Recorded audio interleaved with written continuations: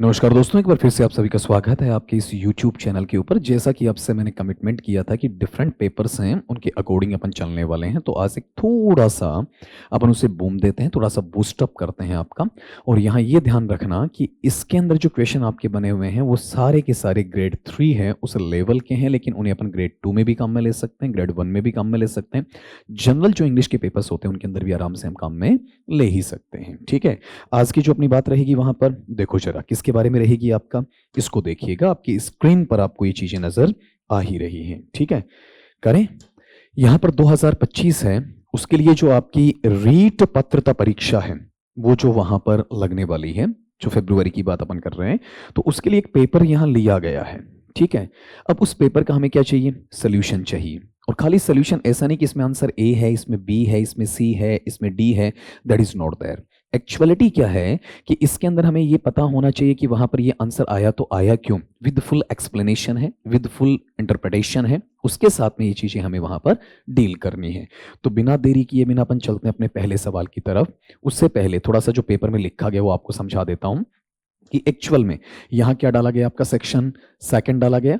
Language आपकी कौन सी रखी गई वहाँ पर? इंग्लिश रखी गई, ठीक है? और लैंग्वेज जो सेकंड आपका आ रहा है वहाँ पर, ठीक है? इस लैंग्वेज सेकंड में गौर करना अपने पास में। यहाँ जो वैसे तो 30 क्वेश्चंस आते हैं आपके, लेकिन इस पेपर में जो रखे गए आपका वेटेज दिया गया वो कितना दिया गया? 45 का। एक्चुअल में ये ध्यान रखना कि रियल जो पेपर होगा, रियल पेपर में आपके पास में कितने क्वेश्चंस आने वहाँ पर? 30 आने आपके। और ये तो सिंपल सी बात है कि ऑल क्वेश्चंस आर कंपलसरी। आजकल आपका एक 5वां ऑप्शन और जोड़ दिया गया कि क्वेश्चन नॉट अटेम्प्टेड वाला। अगर आप वहाँ चारों नहीं करते तो वो आपको करना पड़ता है। तो एक्चुअल में जब आपके नेगेटिव मार्किंग है ही नहीं बेटा, तो आपको तो फिर अटेम्प्ट करना ही करना, तो उस पर तो ध्यान आपको देना ही नहीं। कई बच्चों का डर था कि सर क्या रीट पात्रता में नेगेटिव मार्किंग है? नहीं बेटा, उन बच्चों के लिए पनिशमेंट है जो ओमार शीट को खाली छोड़ के आते हैं और वो एक शक के दायरे में आते हैं, संदेह के घेरे में आते हैं। तो उस चीज को रोकने के लिए, उस बात पर पाबंदी लगाने के लिए, रोकथाम लगाने के लिए ये काम वहां पर किया गया है, ठीक है? अगली बात पे अपन आते हैं यहाँ पर। नेक्स्ट थिंग लेना, यहाँ जो क्वेश्चन आपको डाले गए हैं उसमें गौर करना।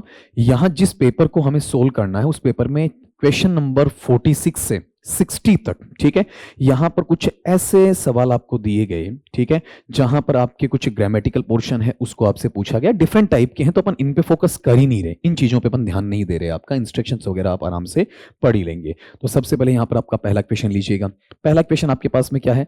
आई blank like to have a cup of coffee.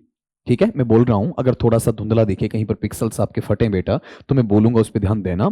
यहां पर गौर ये करना, अपने पास में सेंटेंस क्या लिखा हुआ बेटा? यहां पर आपका आई ब्लैंक दिया हुआ है, ब्लैंक के बाद में मेरे पास में टर्म यहां पर क्या रहा आपका? लाइक, ये आपको देखने को वहां पर मिल रहा है। फिर यहां पर लिखा हुआ आपका टू, उसके बाद में क्या लिखा हुआ आपका? हैव, फिर क्या है आपका? ए, उसके बाद में यहां पर टर्म है कौन सा? कप, आओ, और उसके बाद में यहां पर टर्म है कौन सा आपका? कॉफी। इस तरीके से, ठीक है। तो अपना सवाल क्या बना कि मैं 1 कप कॉफी लेना पसंद करूंगा, ठीक। अब इसमें मॉडल हमें चाहिए, तो कभी भी आप किसी भी मॉडल ऑक्सिलियरी का यूज जब करते हैं तो उनके सब के अपने मूड्स हैं, इमोशंस हैं, मनोभाव है, मनोदशा है, आपकी मनोस्थिति है, मन स्थिति है, वो आपको देखने को मिलती है। तो यहां सबसे पहले इसमें टर्मिनोलॉजी आपकी ये आती है जिसे अपन मानते हैं प्रेफरेंस। प्रेफरेंस का मतलब क्या? आपका प्राथमिकता है, वरीयता है, उसे वहां पर बताया जाता है। और जब आप किसी चीज को प्राथमिकता देते हैं, वरीयता देते हैं, ठीक है, उसे प्रायोरिटी देते हैं, उसे आप प्रेसिडेंस देते हैं, तो वो चीजें आपकी जिस मॉडल के माध्यम से आती हैं उसे अपन किसके नाम से जानते हैं? आपका वहां पर वुड के नाम से जानते हैं, ठीक है। अब अगली एक और चीज, जब आपकी चॉइस आती है ना कि आप ये काम करना पसंद करेंगे, ये काम छोड़ना पसंद करेंगे, ये काम लेना पसंद करेंगे, ये काम देना पसंद करेंगे, इस तरीके से जो आपकी चॉइस आती है, वो चॉइस भी किस में जाती है बताओ? आपका वहां पर वुड में जाती है। और सिंपल सा तरीका बच्चों को बताऊं कि अगर आपको वहां पर खालिस्तान है, उसके बाद में यहां पर जनरली जैसे आपके पास एक वर्ड आता है कौन सा? प्रीफर आता है, आपके पास में वर्ड आता है कौन सा? रेदर आता है, या फिर आपके पास में वर्ड आता है बेटा कौन सा? लाइक आता है। और फिर अगला आपसे वहां पर इस प्रेफरेंस को, इस प्रायोरिटी को, इस प्रेसिडेंसी को, इस आपकी चॉइस को, ठीक है, इस आपकी लाइकिंग डिसलाइकिंग है, इसकी बात वहां पर करता है, तो डेफिनेटली आप जिस मॉडल ऑक्सिलियरी है उसका वहां पर यूज करने वाले हैं, तो बेटा वो कौन सा यूज होगा? आपका वहां पर वुड यूज होगा। तो उम्मीद करता हूं कि आराम से आप कर पाओगे, ठीक है। कैसे? ब्लैंक स्पेस है, ब्लैंक स्पेस के बाद में आपको देखने के लिए क्या मिल रहा है? लाइक मिल रहा है। तो यहां से बाकी चीजें चीजें आप ऑप्शनली हटा दीजिए। यहां से क्या हटेगा, मे हटेगा, माइट हटेगा, आपका मस्ट यहां से हट जाएगा और डायरेक्टली यहां पर जिस चीज की तरफ आप बढ़ेंगे वो कौन सा रहेगा, आपका वुड रहेगा। तो इसका आंसर क्या रहेगा बेटा जी, आपका वहां पर वुड रहेगा। ये पहले क्वेश्चन को अपन ने सॉल्व कर लिया है। चलिए अगले सवाल की तरफ। नेक्स्ट सवाल है, there is a school here, यहां पर एक स्कूल है, विद्यालय है। यू ब्लो हॉर्न हियर, ठीक है। आपको यहां पर हॉर्न बजाना कि नहीं बजाना, मना करिए, ठीक है।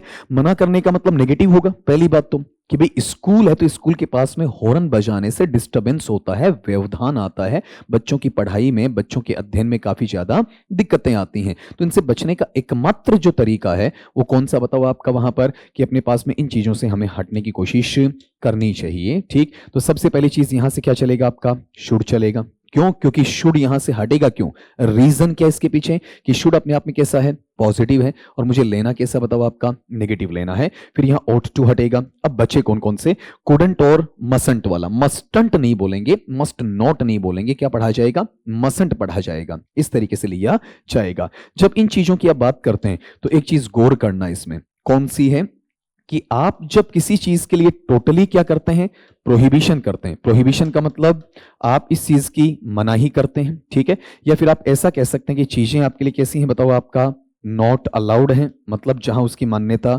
नहीं दी गई है, उस चीज के लिए अनुमति नहीं दी गई है, उस चीज को वहां पर आपने रोक दिया है। या फिर ऐसा हो सकता है कि आपने उसे फॉरबिड किया है, ठीक है, आपने उसे मना किया, फॉरबिड, फॉरबिड और फॉरबिडन। इस तरीके से अगर ऐसा कैडर आता है, किसी चीज की वर्जना होती है, वर्जित किया जाता है, मना किया जाता है, उसे रोका जाता है, ऐसे हालात के अंदर अपने पास में जो मॉडल ऑक्सिलियरी आता है उसको अपन किसके नाम से देखते हैं, इसे बोलेंगे मस्ट नॉट। और मस्ट नोट का जब आप एब्रीविएशन वहां पर बनाते हैं ना, तो मस्ट नोट के एब्रीविएशन को अपन इस तरीके से लिखते हैं, और वो पैटर्न इसमें आ जाएगा कौन सा, आपका मसंट, ठीक है। मस्टंट नहीं पढ़ेंगे बेटा जी, क्या पढ़ा जाएगा, आपका मसंट पढ़ा जाएगा। तो हमें यही तो बोला गया ना कि वहां पर क्या है बेटा, एक विद्यालय है, ठीक है, और उस विद्यालय के पास से निकलते हैं तो हमें क्या नहीं करना है, हॉर्न को बजाना नहीं है। इस चीज के लिए वर्जना हमें की गई है, मना वहां पर किया गया है। तो आप कुडंट नहीं कर सकते। कुडंट किस में आता है, पास्ट की इनएबिलिटी में, भूतकाल की जो आपकी अयोग्यता, असक्षमता, अक्षमता है या फिर आपकी कमी है, उसको शो करने के लिए वहां पर लिया जाता है। तो इसमें जो करीबी आंसर आपका रहेगा, एग्जैक्ट आंसर बोलेंगे, करीबी भी नहीं, कौन सा आपका मसंट रहेगा। ये मैंने समझा दिया। मस्ट नोट कहां आता है, प्रोहिबिशन के मामले में। नॉट अलाउड, फॉरबिडन, प्रोहिबिट कह सकते हो, प्रोहिबिटेड कह सकते हो, प्रोहिबिटिंग कह सकते हो, प्रोहिबिट्स कह सकते हो। वैसे नॉट अलाउड वाला सेंस आ सकता है या फिर आपका फॉरबिडन वाला सेंस भी इसमें काम में लिया जा सकता है, ठीक है। अगली बात पे अपन यहां पर आएंगे। नेक्स्ट थिंग लीजिएगा, अगला question, we blank to respect our teachers, हमें अपने अध्यापकों का सम्मान करना आना चाहिए, सम्मान करना चाहिए। ये जो भाव है वो किसके लिए काम में लिया जा रहा है बेटा आपका वहां पर, जब आपकी मॉरल रिस्पॉन्सिबिलिटी आती है, नैतिक जो आपका वहां पर उत्तरदायित्व आता है, उसके लिए वहां पर काम में लिया जाता है। गौर ये करना कि जो मॉरल है, मॉरल का मतलब नैतिक से है, मॉरलिटी से है, आपका एथिक्स से है। तो आप सीधा सीधा, चाहे मोरल ड्यूटी होती है, मोरल रिस्पॉन्सिबिलिटी होती है, मोरल आपका कमिटमेंट होता है, मोरल डेडिकेशन होता है, मोरल डिटर्मिनेशन होता है, मोरल डिवोशन होता है, मोरल पाथ होता है, मोरल प्रीचिंग होता है, मोरल एजुकेशन होता है, व्हाटएवर इट इज, जो कुछ भी इसमें आता है, लेकिन वो नैतिकता के भाव से जुड़ा हुआ है या फिर आपके एथिक्स के भाव से जुड़ा हुआ है, तो सीधा सीधा ध्यान रखना, या तो हम इसमें क्या ले सकते हैं, आपका शुड ले सकते हैं, या फिर इसमें आप क्या ले सकते हैं, वहां पर आपका ought to है, इसे भी साथ में लिया जा सकता है। या तो शुड ले लीजिए या फिर बताइए यहां पर क्या ले लीजिए, आपका ought to ले लीजिए, इसके साथ में से वहां पर डील किया जा सकता है। तो अब अपने पास में यहां पर शुड भी दिया हुआ है, आपने यहां पर ought भी दिया हुआ है, तो अब दोनों तो नहीं हो सकते ना, दोनों में एक होगा, तो इसकी तो आवश्यकता है ही नहीं, इनका तो आसपास से कोई रिलेशन ही उसका नहीं है। अब इसमें एक चीज और देखनी है, देखो यहां पर क्या दिया हुआ है, टू दिया हुआ है, तो आपको यह पता होना चाहिए कि शुड के साथ में आप टू अप्लाई नहीं करते हैं, ought के साथ में आप टू अप्लाई करते हैं। तो यहां से इस चीज को क्या कर दीजिए, हटा दीजिए। आंसर आपका बचा है कौन सा, ought to, टू आपको यहां मिलेगा। सॉल्व। नेक्स्ट सवाल पे आइएगा, अगला question, in his childhood he blank Lisp but now he speaks clearly, ठीक है। क्या कहा कि अपने बचपन में, अपने बाल्यकाल में वह थोड़ा तुतलाया करता था, थोड़ा सा उसके बोलने में परेशानी हुआ करती थी, लेकिन अब वह बच्चा बिल्कुल स्पष्ट तौर पर बातचीत कर सकता है, स्पष्ट तौर पर वहां पर बोल भी सकता है, ठीक है। जब इन चीजों की आप बात वहां पर कर रहे हैं ना बेटा, तो ये किसकी बात हो रही है बताओ, आपके उसके भूतकाल की बात हो रही है, पास्ट की बात हो रही है, आप चाहें तो इसे पास्ट हैबिट कह दें और इसी को आप दूसरे वर्ड्स में कहें चीज वही है। ठीक है, यहां ऐसा कह सकते हैं पास्ट हैबिचुअल एक्शन, ऐसा भी इसे आपका पढ़ा जा सकता है। या तो इसे आप पास्ट हैबिट बोलें या फिर आपका पास्ट हैबिचुअल एक्शन कह दें, चीज एक ही आपकी रहनी है। तो भूतकाल की आदत को बताने के लिए हमारे पास में जो मॉडल ऑक्सिलियरी है वो या तो आप वुड को इस्तेमाल करते हैं और या फिर आप किसको इस्तेमाल करते हैं, यूज्ड टू को इस्तेमाल करते हैं। दोनों में से किसी एक को इस्तेमाल आपको करना आना चाहिए। ठीक है, अब गौर करें, अपने पास में यहां कैन है, कैन का भूतकाल से कोई रिलेशन नहीं, ओट टू जो एथिकल नेचर से इससे कोई मतलब नहीं, ये तो अपन करेंगे नहीं। अब कुड पास्ट में जरूर है लेकिन हैबिट को नहीं बताता, हैबिचुअल एक्शन को नहीं बताता है। तो अपना आंसर जो हमें चाहिए कौन सा है, यूज टू। डाउट कब होता, जब इसमें वुड होता, जो एग्जामिनर ने हमें नहीं दिया है। इसके मायने क्या है, आपका एग्जामिनर है उसकी सोच बिल्कुल क्रिस्टल क्लियर है, बिल्कुल सीधा सीधा कि मुझे यहां स्ट्राइक करना, बच्चे से ये पूछना है कि वहां पर आपका पास्ट हैबिट या पास्ट हैबिचुअल एक्शन इसमें आता है, आपको इसकी जानकारी है या फिर नहीं है। अगली बात पे आए, officer blank I see your I card. ठीक है, ऑफिसर क्या मैं आपका आई कार्ड देख सकता हूं या फिर देख सकती हूं। तो आपको गौर करना है, यहां पर आपको परमिशन लेनी है। ठीक है, मतलब अगले से अनुमति लेनी है। अब परमिशन आपके पास में दो प्रकार की हो सकती है, फॉर्मल और इनफॉर्मल। जब आप फॉर्मल परमिशन लेते हैं, फॉर्मल का मतलब औपचारिक परमिशन लेते हैं, तो औपचारिक परमिशन के लिए आपके लिए जो मॉडल ऑक्सिलियरी आता है बेटा वो कौन सा है, मे है। ठीक है, जैसे मान लीजिए कि एक बच्चा मेरे पास क्लास में अंदर आ रहा है तो क्या बोलेगा, कैन आई कम इन, ना ना, क्या बोलेगा, may I come in sir, may I come in madam, ma'am, like that, ऐसा होगा। अब कहीं भी जा रहे हैं तो मे आई, नॉट कैन आई। ठीक है, कैन आई इनफॉर्मल होता है, उसमें आपकी परमिशन टेक फॉर ग्रांटेड है, लगभग लगभग जी आपने ले रखी है, लाइक दैट वैसा होता है जो आपको नहीं चाहिए। हमें क्या चाहिए, फॉर्मल परमिशन, औपचारिक अनुमति चाहिए। और औपचारिक अनुमति आप बच्चे किसके थ्रू जाहिर करेंगे, बताओ, अभिव्यक्त कहां से करेंगे, मे के माध्यम से करेंगे। यहां बाकी जो ऑप्शंस हैं कहीं ये कंफ्यूजन क्रिएट नहीं करते। अगर केन होता तो फिर भी अपन सोचते फॉर्मल और इनफॉर्मल, ऐसे कोई फीलिंग वहां पर आप देख सकते थे। आई कार्ड का मतलब आइडेंटिटी कार्ड, पहचान के लिए बोला जाएगा। नेक्स्ट सवाल लीजिएगा, if she knew you comma she blank talk to you, अगर वो तुम्हें जानती तो वह तुमसे बातें करती, अगर वो तुम्हें जानती तो वह तुमसे बातें करती या बातें कर लेती। तो यहां जो अपने पास मॉडल ऑक्सिलियरी पूछा तो गया, लेकिन किसके माध्यम से पूछा गया बेटा, आपका कंडीशनल के माध्यम से पूछा गया। इफ आपके पास यहां है, न्यू यहां पर किसका काम कर रहा है, वर्ब के सेकंड फॉर्म का काम कर रहा है, इसका मतलब ये कंडीशनल कौन सा है, दूसरे वाला है। तो इसका एक स्ट्रक्चर सीखिएगा। मेरे पास में यहां पर इफ आया, इफ के साथ में वहां पर मेरे पास में ये सब्जेक्ट वगैरह जो आना है वो आ जाए, फिर यहां पर आपका वर्ब का सेकंड फॉर्म आ जाए, या फिर आपका वर आ जाए, या फिर आपका वहां पर डिड प्लस वर्ब का फर्स्ट फॉर्म आ जाए। और जरूरत पड़े तो ऑप्शनली आप इनके साथ में नोट भी काम में ले सकते हैं, वर्ब के साथ या फिर डिड के साथ में, स्पेशली डिड के साथ में। और दूसरी साइड में अपने पास में यहां पर अवेलेबल क्या होना चाहिए, जैसे वुड आपका आ सकता है, या फिर आपका वहां पर शुड आ सकता है, या फिर आपका वहां पर कुड आ सकता है, या फिर आपका वहां पर माइट आ सकता है। इनमें से किसी एक के साथ में आपका वर्ब का फर्स्ट फॉर्म लगना है, और जरूरत पड़े तो नेगेशन के लिए आप नोट भी काम में ले सकते हैं। कंडीशनल आपका इफ की बजाय हैड से स्टार्ट हो सकता है, अनलेस से हो सकता है, अनटिल से हो सकता है, सपोजिंग से हो सकता है, एज इफ से हो सकता है, प्रोवाइडेड से हो सकता है, सो लॉन्ग से हो सकता है, लेस्ट उसके अंदर मिल सकता है, वर उसके अंदर आपका वहां पर मिल सकता है। अलग अलग मैनर है, लेकिन 99% आपका कंडीशनल जो आपको देखने को मिलता है वो इफ आई एफ, इफ के माध्यम से देखने को मिलता है। तो यहां पर आप गौर करें, जब आप यहां देख रहे हैं कि वर्ब का सेकंड फॉर्म है तो वुड, शुड, कुड, माइट इधर से होना चाहिए ना, तो विल नहीं होगा, कैन नहीं होगा, मे नहीं होगा। तो अल्टीमेटली जो आंसर आपको चाहिए दैट विल बी वुड, इस तरीके से लिया जाएगा। क्लियर। नेक्स्ट सवाल पे आइएगा। अगला question, walk carefully लेस्ट you blank fall, सावधानी पूर्वक चलिएगा कहीं ऐसा ना हो जाए कि आप गिर जाएं। तो यहां देखिएगा अपने पास में एक वर्ड आया, कौन सा, लेस्ट। और जब आप लेस्ट को लेते हैं तो लेस्ट को अपन पढ़ेंगे तो लेस्ट को क्या पढ़ा जाएगा, कहीं ऐसा ना हो जाए। ठीक है, और ये जो पार्ट आपके पास में आता है ये बेटा जी हमें क्या देता है, आपका वहां पर सजेशन देता है। सजेशन का मतलब आपका सुझाव देता है। और जब आप सजेशन या सुझाव की बात आप वहां पर करते हैं ठीक है। तो सजेशन या सुझाव जिस मॉडल ऑक्सिलियरी से दिया जाता है वो कौन सा है? शुड है। मॉडल होने के नाते शुड अपने साथ में हमेशा क्या लेगा? आपका वर्ब का फर्स्ट फॉर्म लेगा। ये क्रिस्टल क्लियर बात है आपका, बिल्कुल ट्रांसपेरेंट बात है आपका, बिल्कुल ऑब्वियस बात है, कहीं कोई वेग नेचर नहीं है। सीधा सा याद करो ना कि लेस्ट आते लिस्ट के फर्दर क्लोज में, नेक्स्ट क्लोज में, लिस्ट के आगे वाले टुकड़े में मुझे लगाना क्या है? शुड प्लस वर्ब का फर्स्ट फॉर्म। तो वर्ब का फर्स्ट फॉर्म तो मेरे पास फॉल है, मुझे क्या चाहिए? यहां पर शुड चाहिए। बाकी मॉडल्स हैं यहां पर किसी प्रकार का कोई रिलेशन नहीं रखते हैं। चलिए अगले सवाल की तरफ। We eat so that we blank live. हम खाना खाते हैं ताकि हम जिंदा रह सकें। ठीक है, तो आप चेक करें यहां वाले पार्ट में क्या लगा हुआ आपका? ये वाला पार्ट सो दैट, ताकि वाला। तो इसमें जनरली एक आपका काम करेगा नेचर। हालांकि मैं नहीं कहूंगा कि 100% काम करे, लेकिन 99.99% ये तयशुदा सी बात होती है आपकी कि या तो इसमें आपको वहां पर क्या मिलेगा? मे मिलेगा, या फिर क्या मिलेगा? माइट मिलेगा। अगर इसमें प्रेजेंट टाइम दिया हुआ है आपका, ठीक है, तब तो आप मे की तरफ बढ़ जाइए। और अगर इसमें आपका प्रेजेंट टाइम की बजाय क्या दिया हुआ है?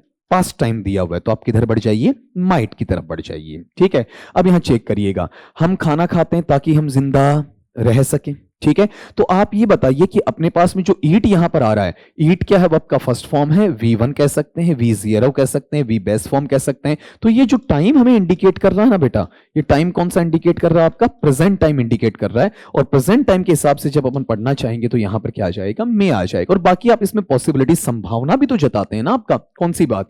कि हम खाना इसलिए खाते हैं ताकि हम जिंदा रह सकें। ठीक है, ये एक आगे की एक्सपेक्टेशन है, आपकी अपेक्षा है। ठीक है, आप इसमें कोई ऑब्लिगेशन नहीं डाल रहे हैं, आपकी जरूरत के मुताबिक जो आपकी नीड है, अकॉर्डिंग है, उसके अकॉर्डिंग आप वहां पर चल रहे होते हैं। तो वो चीज किस में जाएगी? आपकी मे में। चलिए, हालांकि इतना आप सोचते हैं तो थोड़ा सा डीपिश हो जाता, मत जाओ। एक्सपेक्टेशन क्या है, नीड क्या है, उधर जाने की आवश्यकता नहीं।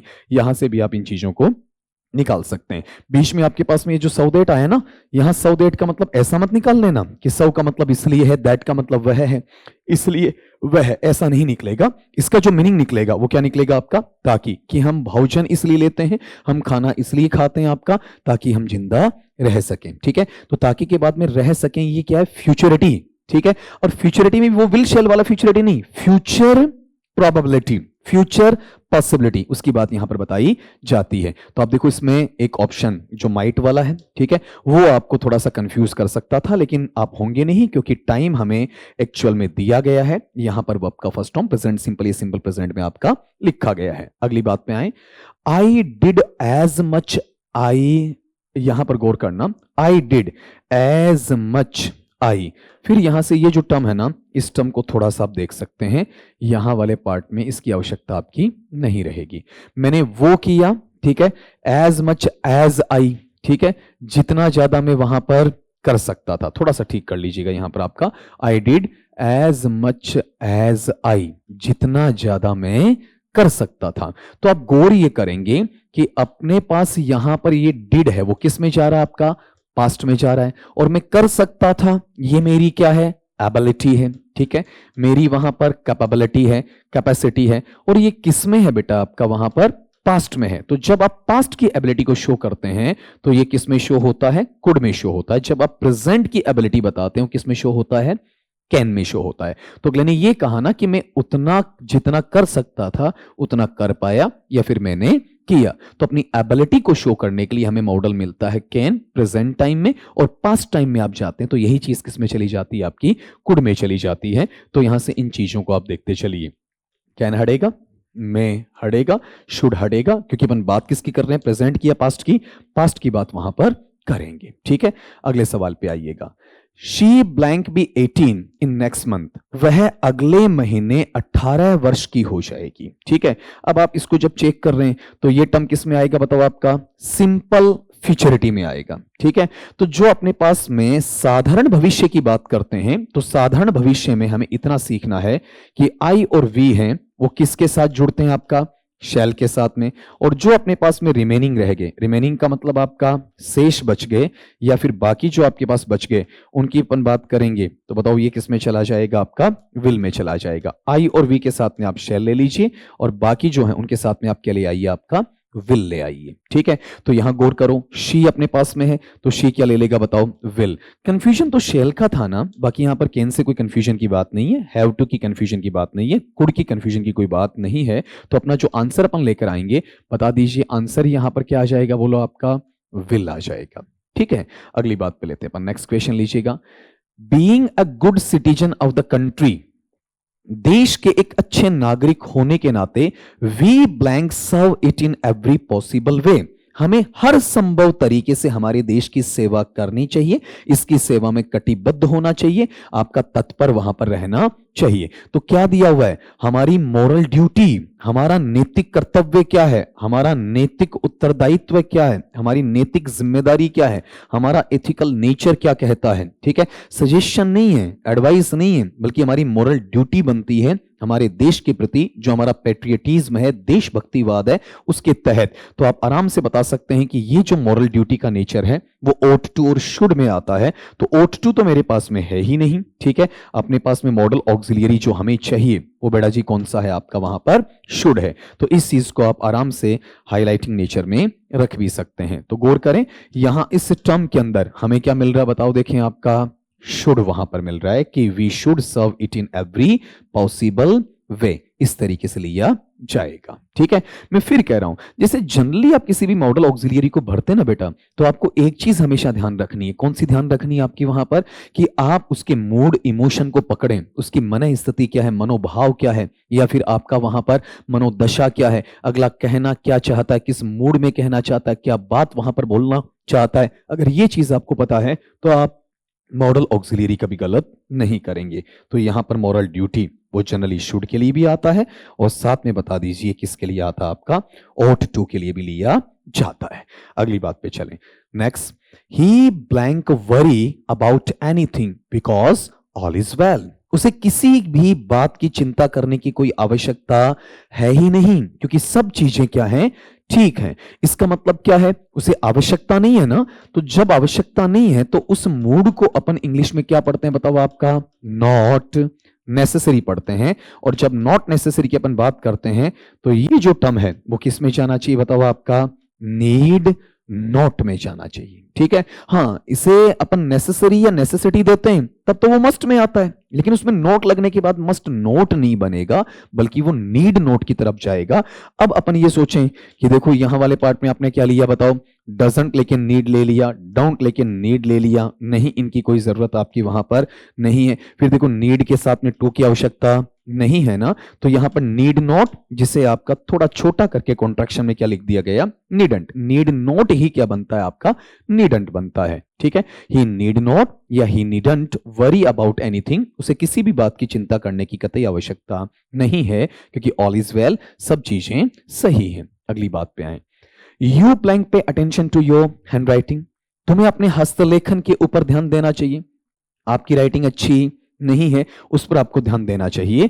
तो अब आप गौर करें, यहां वाले टर्म में एक वर्ड दिया हुआ, कौन सा, नेसेसिटी, और साथ में क्या रहा बताओ, आपका ऑब्लिगेशन आ रहा है। ठीक है, तो जो आपकी आवश्यकता है, जो आपकी बाध्यकारिता है, ठीक है, उसकी बात जब आप करते हैं तो यहां पर सीधा सीधा ये चीज देखिएगा, कौन सी बात, कि आपको सुझाव तो मिल रहा है लेकिन सुझाव में दबाव है। ये क्या आपके लिए हर हाल में करना है, आपको हर हाल में इन चीजों पर फोकस करना है। जब ये चीजें बोली गई ना, दबाव के साथ में, बाध्यकारी भाव के साथ में, प्रेशर के साथ में, स्ट्रेस के साथ में, फोर्स के साथ में, जब इसे पढ़ते हैं तो ये टर्मिनोलॉजी किस में जाएगी, आपकी मस्ट में जाएगी। सुनना, ऑब्लिगेशन है, नेसेसिटी है, नेसेसरी है, कंपल्शन है, कंपल्सरी है, इनएविटेबल है, इंडिस्पेंसेबल है, ठीक, या फिर किसी चीज के लिए आप कहते हैं कि हद से ज्यादा जरूरी है, डैम श्योर है, 100% जो आपका थर्ड पार्टी का प्रेशर आता है, श्योरिटी है, सर्टेनिटी है, ये सारी चीजें किस में जाती हैं, आपकी मस्ट में जाती हैं। जब ये चीजें मॉडल ऑक्सिलियरी में मॉडल आइडेंटिफाइज के रूप में आपको मिलती हैं ना, तो आपको परेशानी नहीं होगी जी। अगली बात पे आए, नेक्स्ट सवाल, a lion blank rather die than eat grass. एक शेर है, घास खाना पसंद नहीं करेगा, इसकी बजाय मरना पसंद करेगा। तो कंपैरेटिव स्टडी आ गई। अगर आपने देखा हो, मैं कहता हूं कि मेरी डिफरेंट क्लासेस हैं, अगर उनको आप ढंग से पढ़ लेते हैं, ढंग से देख लेते हैं, तो आपको शायद ये छोटी छोटी समस्याएं ना, उनसे रूबरू होना नहीं पड़ेगा। देखो यहां पर मैंने बेटा आपको क्या बताया कि अगर ब्लैंक स्पेस के बाद में प्रीफर है, रेदर है, लाइक है, ठीक है, तो यहां वाले पार्ट में आप प्रेफरेंस, प्रायोरिटी या चॉइस को बताने के लिए कौन सा मॉडल ऑक्सिलरी काम में लेते हैं, वुड काम में लेते हैं।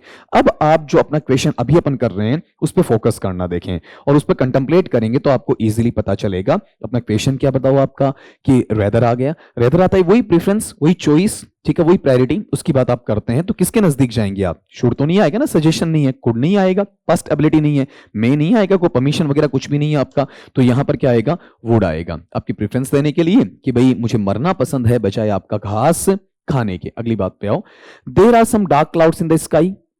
आकाश में घने बादल छाए हुए, काले बादल छाए हुए। इट ब्लैंक रेन टुडे, आज बारिश हो सकती है, ठीक है। तो अब आप गौर यहां पर करें कि अपने पास में जो टर्म आया कौन सा बताओ आपका? डार्क क्लाउड्स वाला, काले बादलों वाला, ठीक है। अगर इसकी बात आप यहां पर करते हैं, इसका मतलब उसके चांसेस क्या हैं? ज्यादा हैं। और जब भी आप स्ट्रॉन्ग पॉसिबिलिटी को बता रहे हैं, ठीक है, मतलब ये देखिए संभावना है, अगर संभावना न के बराबर है तब तो वो क्या है? माइट है, रिमोट पॉसिबिलिटी, दूरस्थ संभावना, क्षीण संभावना, कम संभावना। और अगर आप ये कहते हैं कि थोड़ी सी संभावना ज्यादा है तो कैन पे उससे ज्यादा संभावना है तो आपका मे पे हो जाएगा। बिल्कुल 100% आप कर देंगे तो वही मे किस में चला जाएगा? मस्ट में चला जाएगा। तो मस्ट तो अपने पास ऑप्शन में है नहीं, संभावना के लिए अपने पास में कुड है, इसके लिए कोई जगह बचती नहीं, तो 3 बचे। तो न के बराबर संभावना थोड़ी है, घने काले बादल है मतलब संभावना ज्यादा है ना, केन तो लगभग 50-50 हो भी सकता, नहीं भी हो सकता, ऐसी बातें वहां पर रहती हैं। तो आप बताओ यहां पर किसके लिए आप जगह देंगे? आपका मे के लिए देंगे कि इट मे रेन टुडे, आज ये बारिश हो सकती है। रीजन क्या है? कि वहां पर कुछ डार्क क्लाउड्स आपको देखने को मिल रहे हैं, ठीक है। अब आप गौर ये करना, कई बार ऐसा लगता है कि जब इस क्वेश्चन को पढ़ते हैं, ठीक है, तो आपके दिमाग में आता है कि सर इसमें सम लिखा हुआ है, और सम वाले पार्ट में जब आप पढ़ते हैं तो क्या सर सम में 50-50 संभावना नहीं हो सकती क्या? ठीक है, क्या सर ऐसा नहीं हो सकता कि अपन जब इसमें सम में देखें तो सम के अनुसार कुछ कंडीशन है वो कमजोर मानी जाए? नहीं मानी जाएगी। जब भी मैं ये चीजें बताता हूं तो आपको एक चीज हमेशा कहता हूं कि थोड़ा सा सिमेंटिक नेचर है वो आपका वहां अच्छा होना चाहिए। अगर नेचर सिमेंटिक अच्छा नहीं होता है तो आप कहीं ना कहीं क्या करेंगे बेटा? वहां पर गड़बड़ी कर देंगे। हालांकि अगर मे नहीं होता तो इसी का जो ऑप्शन अपने पास में दोबारा बनकर आता वो क्या बन जाता? आपका वहां पर मे की बजाय केन बन जाता। अब इन दोनों को जब आप वहां पर मैच कर रहे होते हैं कि केन आना है कि आपका मे आना है, तो सीधी सीधी थियरी ये रहेगी कि आपके पास में ज्यादा जो स्ट्रॉन्ग नेचर बताएगा पॉसिबिलिटी का, कौन बताएगा? मे बताएगा। अगले सवाल पे आए। अगले सवाल में आपसे क्या पूछा हुआ है? अब ये वोकैबुलरी पार्ट आ गया, इडियम और फ्रेज आपसे पूछी हुई है, ठीक है, कि आपकी लोकोक्ति क्या है, मुहावरा क्या है, प्रचलित वाक्यांश क्या है, संयुक्त क्रिया क्या है, ऐसी चीज आपसे पूछी गई। सवाल देखिएगा, एट वंस विट्स एंड। जब भी बेटा आप इडियम निकालते हैं या फिर जब भी आपका वहां पर कोई लोकोक्ति या मुहावरा आप निकालते हैं ना, तो आपको एक चीज मद्देनजर रखनी चाहिए। कौन सी? वहां पर बेटा आपका कि आपके पास में उसका एक कीवर्ड होना चाहिए, उसका एक मुख्य शब्द है वो आपके पास में वहां पर रहना चाहिए। जैसे सवाल क्या है? At one's wits end. तो विट्स है ना, ये किसके लिए आता है? इंटेलिजेंसी के लिए, बुद्धिमता के लिए आता है, ठीक है। जब किसी की बुद्धिमता खत्म हो जाती है, इसका मतलब उसे ये नहीं पता होता what to do what not to do, क्या करूं क्या ना करूं। जैसे मूवीज की डायलॉग चलते हैं ना, आतमाजी सटकली लाइक दैट, ऐसा, ठीक है। क्या कहा गया कि मुझे नहीं समझ में आ रहा कि मैं क्या करूं, और गुस्से गुस्से में या फिर जब आप विवेक के आधार पर नहीं सोचते हैं तो चीजें गलत होती चलती हैं, चीजें बुरी से बुरी, बदतर से बदतर होती वहां पर चलती हैं। तो गौर करना, यहां क्या कहा? एट द लास्ट मोमेंट ना, ठीक है, जब आपका सोचने समझने का स्तर है वो चला गया, आप खुद कोई सेल्फ डिसीजन नहीं ले पाते हैं, तो लास्ट मोमेंट की बात नहीं है। फिर क्या कहा? अनडिसाइडेड कंट्रोवर्सी, ऐसा विवादास्पद स्तर जिसके बारे में आपने निश्चय नहीं किया, ना ना, ऐसा भी कुछ नहीं है। A man of ability, एक ऐसा व्यक्ति जो कि योग्यता या सक्षमता का भाव वहां पर बताता है ना, एक्चुअल में वो व्यक्ति इस बात पे गौर करता है कि मैं डिसीजन नहीं ले पा रहा, मैं करूं तो क्या करूं, करूं या ना करूं, ये अच्छा है या बुरा है। यहां पर वो व्यक्ति क्या होता है? पजल्ड होता है। मैंने बड़ा शॉर्ट में बताया है, क्योंकि इसमें जितना एक्सप्लेन करूं उतना ही क्या है, कम होगा आपका। सीधा सीधा कि आपने कीवर्ड पकड़ के उसके आसपास का जो नेचर है उसे निकाल लिया है और उसे इजीली आपने प्रेजेंट भी कर दिया है। अगली बात लीजिएगा, an apple of one's eye. जैसे फ्रूट्स हैं, फल हैं, फलों के अंदर सबसे अच्छा फल सेब को माना जाता है। कहने को तो फलों का राजा आम है आपका, लेकिन जो हेल्दी नेचर है वो क्या है, एप्पल। अपन कहते हैं ना, an apple a day keeps the doctor away, कि रोजाना अगर आप एक सेब खा लेते हैं तो वो आपको डॉक्टर से दूर रखता है। मतलब आपकी काफी ज्यादा बीमारियां, उन्हें तंदुरुस्त करता है, ठीक कर देता है, बीमारियों को वहां से हटा देता है। बीमारी का तंदुरुस्त करने का मतलब ऐसा नहीं कि बीमारी बढ़ाएगा, आपके शरीर को तंदुरुस्त करता है, बीमारी को वहां से हटा देता है आपका। कुल मिला के आपके इम्यून सिस्टम, रोग प्रतिरोधक प्रणाली है, उसको बहुत बेहतरीन बनाने का काम वहां पर करता है। तो अगर अपन कहते हैं कि फलों में सबसे प्रिय आपका वहां पर एप्पल है, वैसे व्यक्तियों में जो आपका प्रिय है, जो आपका सबसे प्यारा है, जो आपके सबके लाडले के रूप में, आपके करीबी के रूप में है, उसे अपन क्या कहेंगे, an apple of one's eye. ठीक है, तो यहां क्लेवर, चालाक का तो कोई सेंस नहीं बनेगा ना। ठीक है, यहां स्मार्ट का भी कोई सेंस नहीं बनेगा, यहां काइंड या दयालु का भी कोई सेंस नहीं बनेगा। एक्चुअल में वो व्यक्ति आपके क्या काफी नजदीक है, तो उसे क्या कहा जा सकता है, वेरी डियर। ठीक है, काफी ज्यादा प्रिय वहां पर बोला जा सकता है। अगली चीज पे आए, back to the square one. बहुत बढ़िया ईडीएम है। ठीक है, यहां पेपर सेटर के द्वारा जो आपको ईडीएम दिया गया है, ठीक है, काफी सोच समझकर।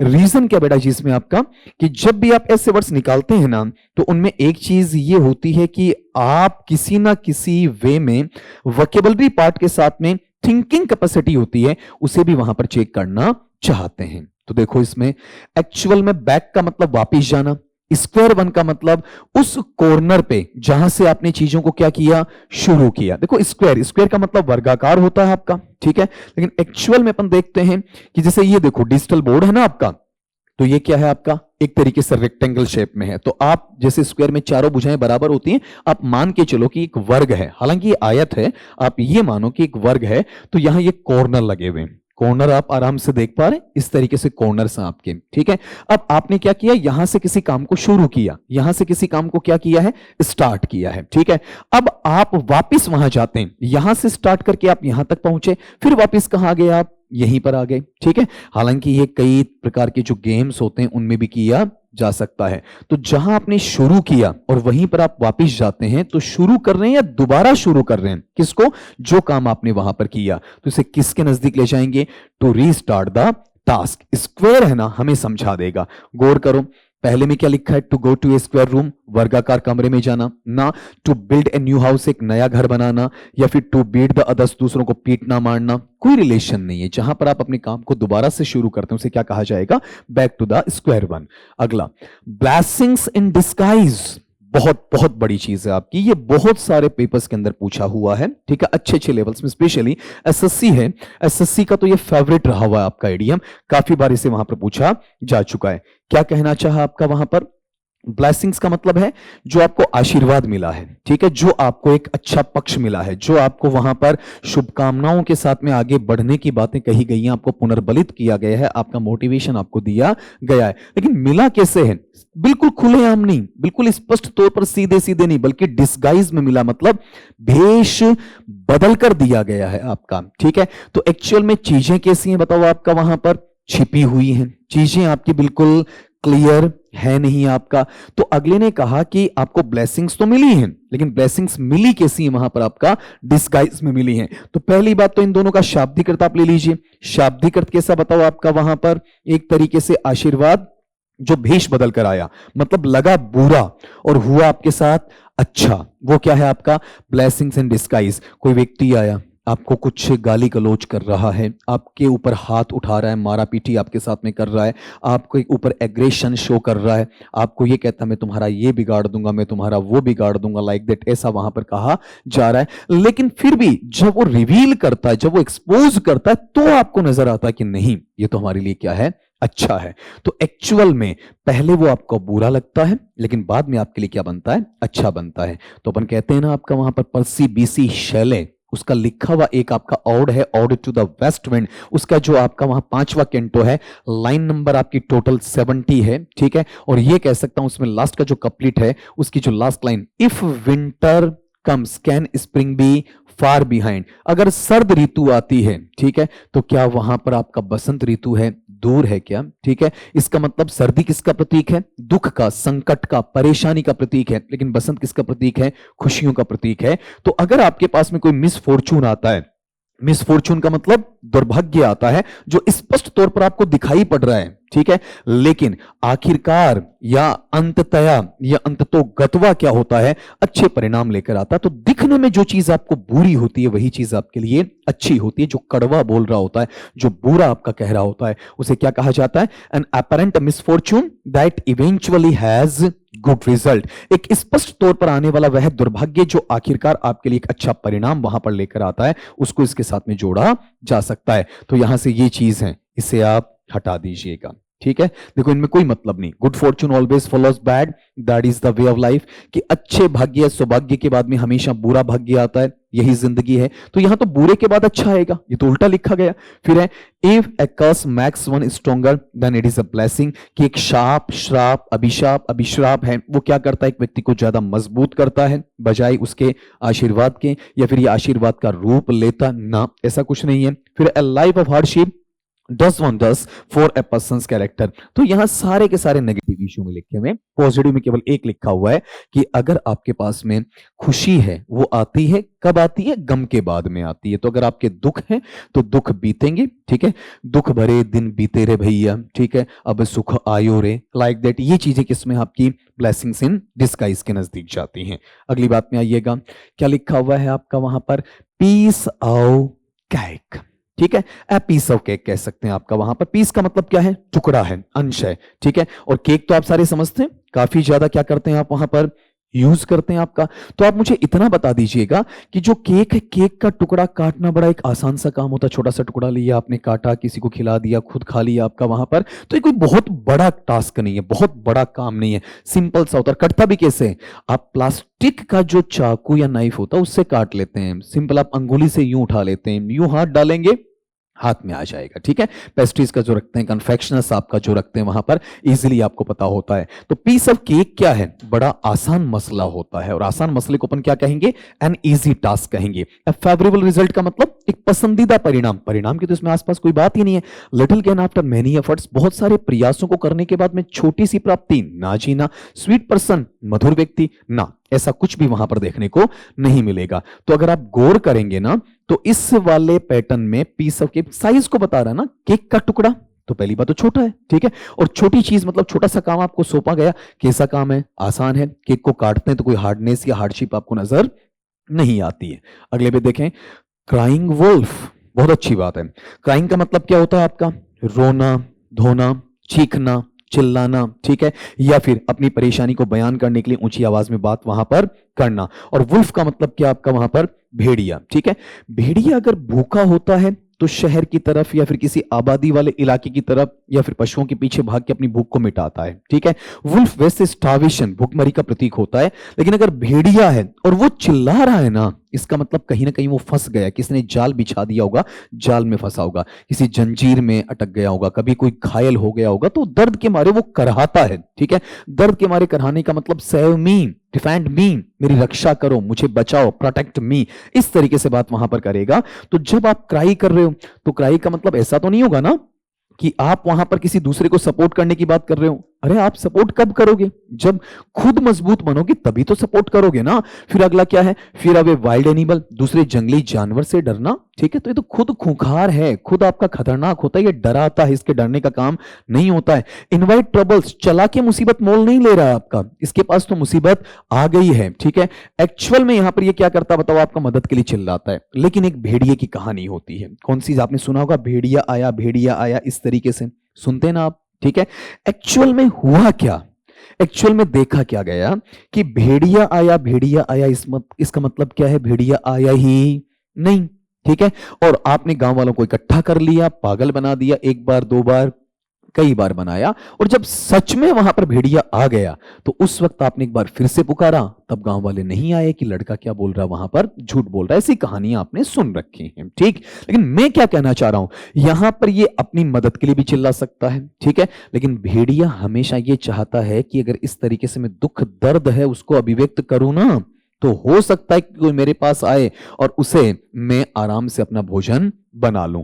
तो ये जो आपका हेल्प या मदद है, उसके लिए की जाने वाली पुकार है, वो सच्ची नहीं है बल्कि झूठी है, फेक है। ठीक है, आप यहां फेक हटा भी देना और हटाकर इतना लिखें कॉल फॉर हेल्प, वो भी इसके नजदीक रखा जा सकता है।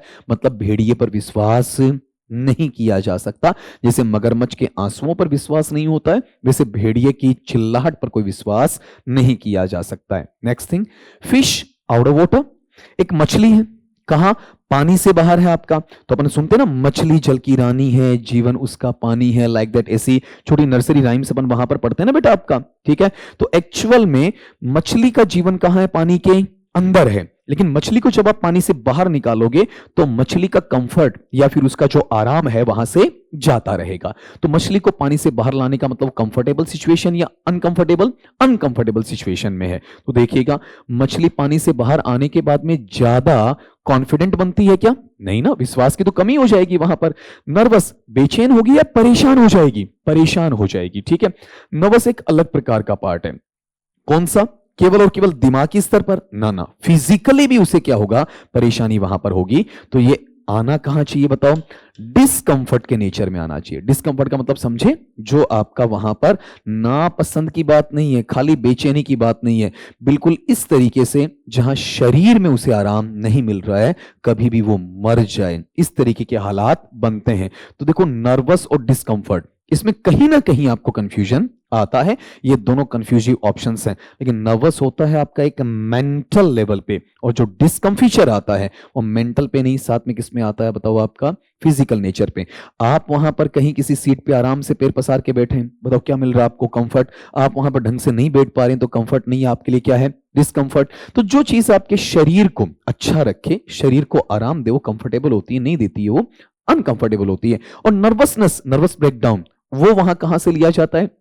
केवल फिजिकल से नहीं लिया जाता बल्कि मेंटल से लिया जाता है। अगली बात, बीइंग वेरी एंग्शियस, वही चीज मेंटलिटी से जोड़ दी ना, वो नहीं चाहिए, मुझे फिजिकल नेचर से चाहिए। अगला part, to build castles in the air, हवाई किले बनाना। ये तो सबका हिंदी में भी पढ़ा हुआ है। हवाई किले बनाने का मतलब क्या है? जब आप चीजें इमेजिनरी लेते हैं, जब आप चीजें काल्पनिक लेते हैं, हवा में किले नहीं बनाए जा सकते।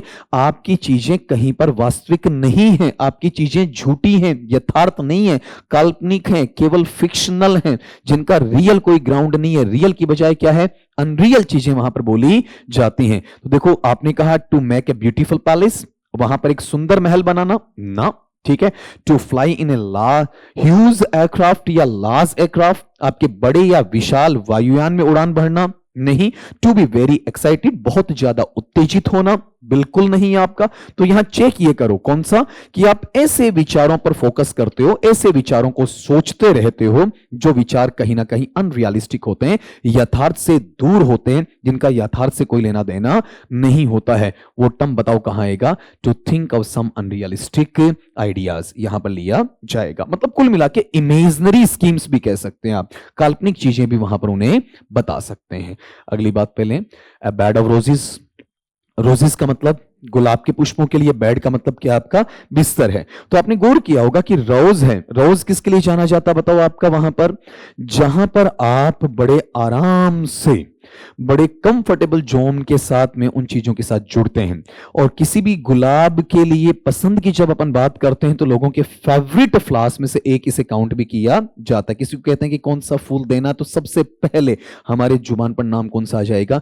रोज का। तो इसके अलग अलग अर्थ निकाले जा सकते हैं। इस इडियम में अपन केवल एक मीनिंग से नहीं बंध सकते, इसे ज्यादा भी वहां पर बता सकते हैं।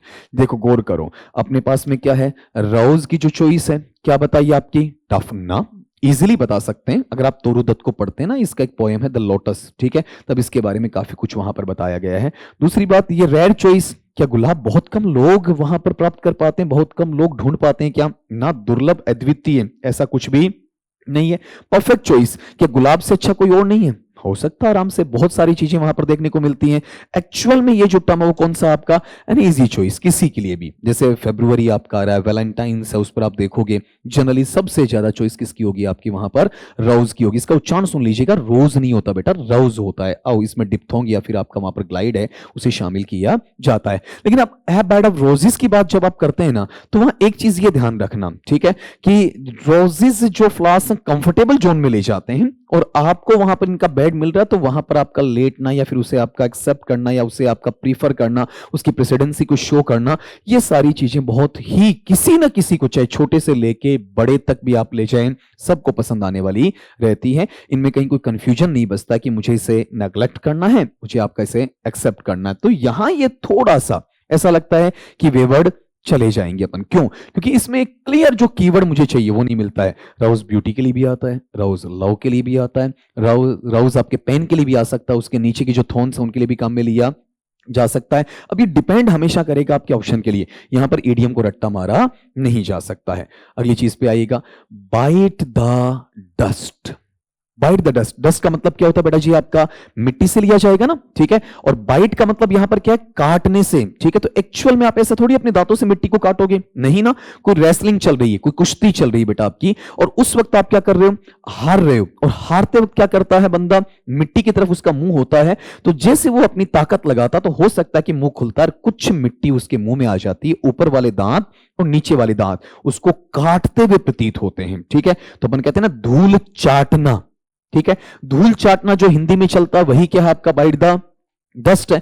इसका मतलब आप क्या हुए हो, हारे हो, ठीक है।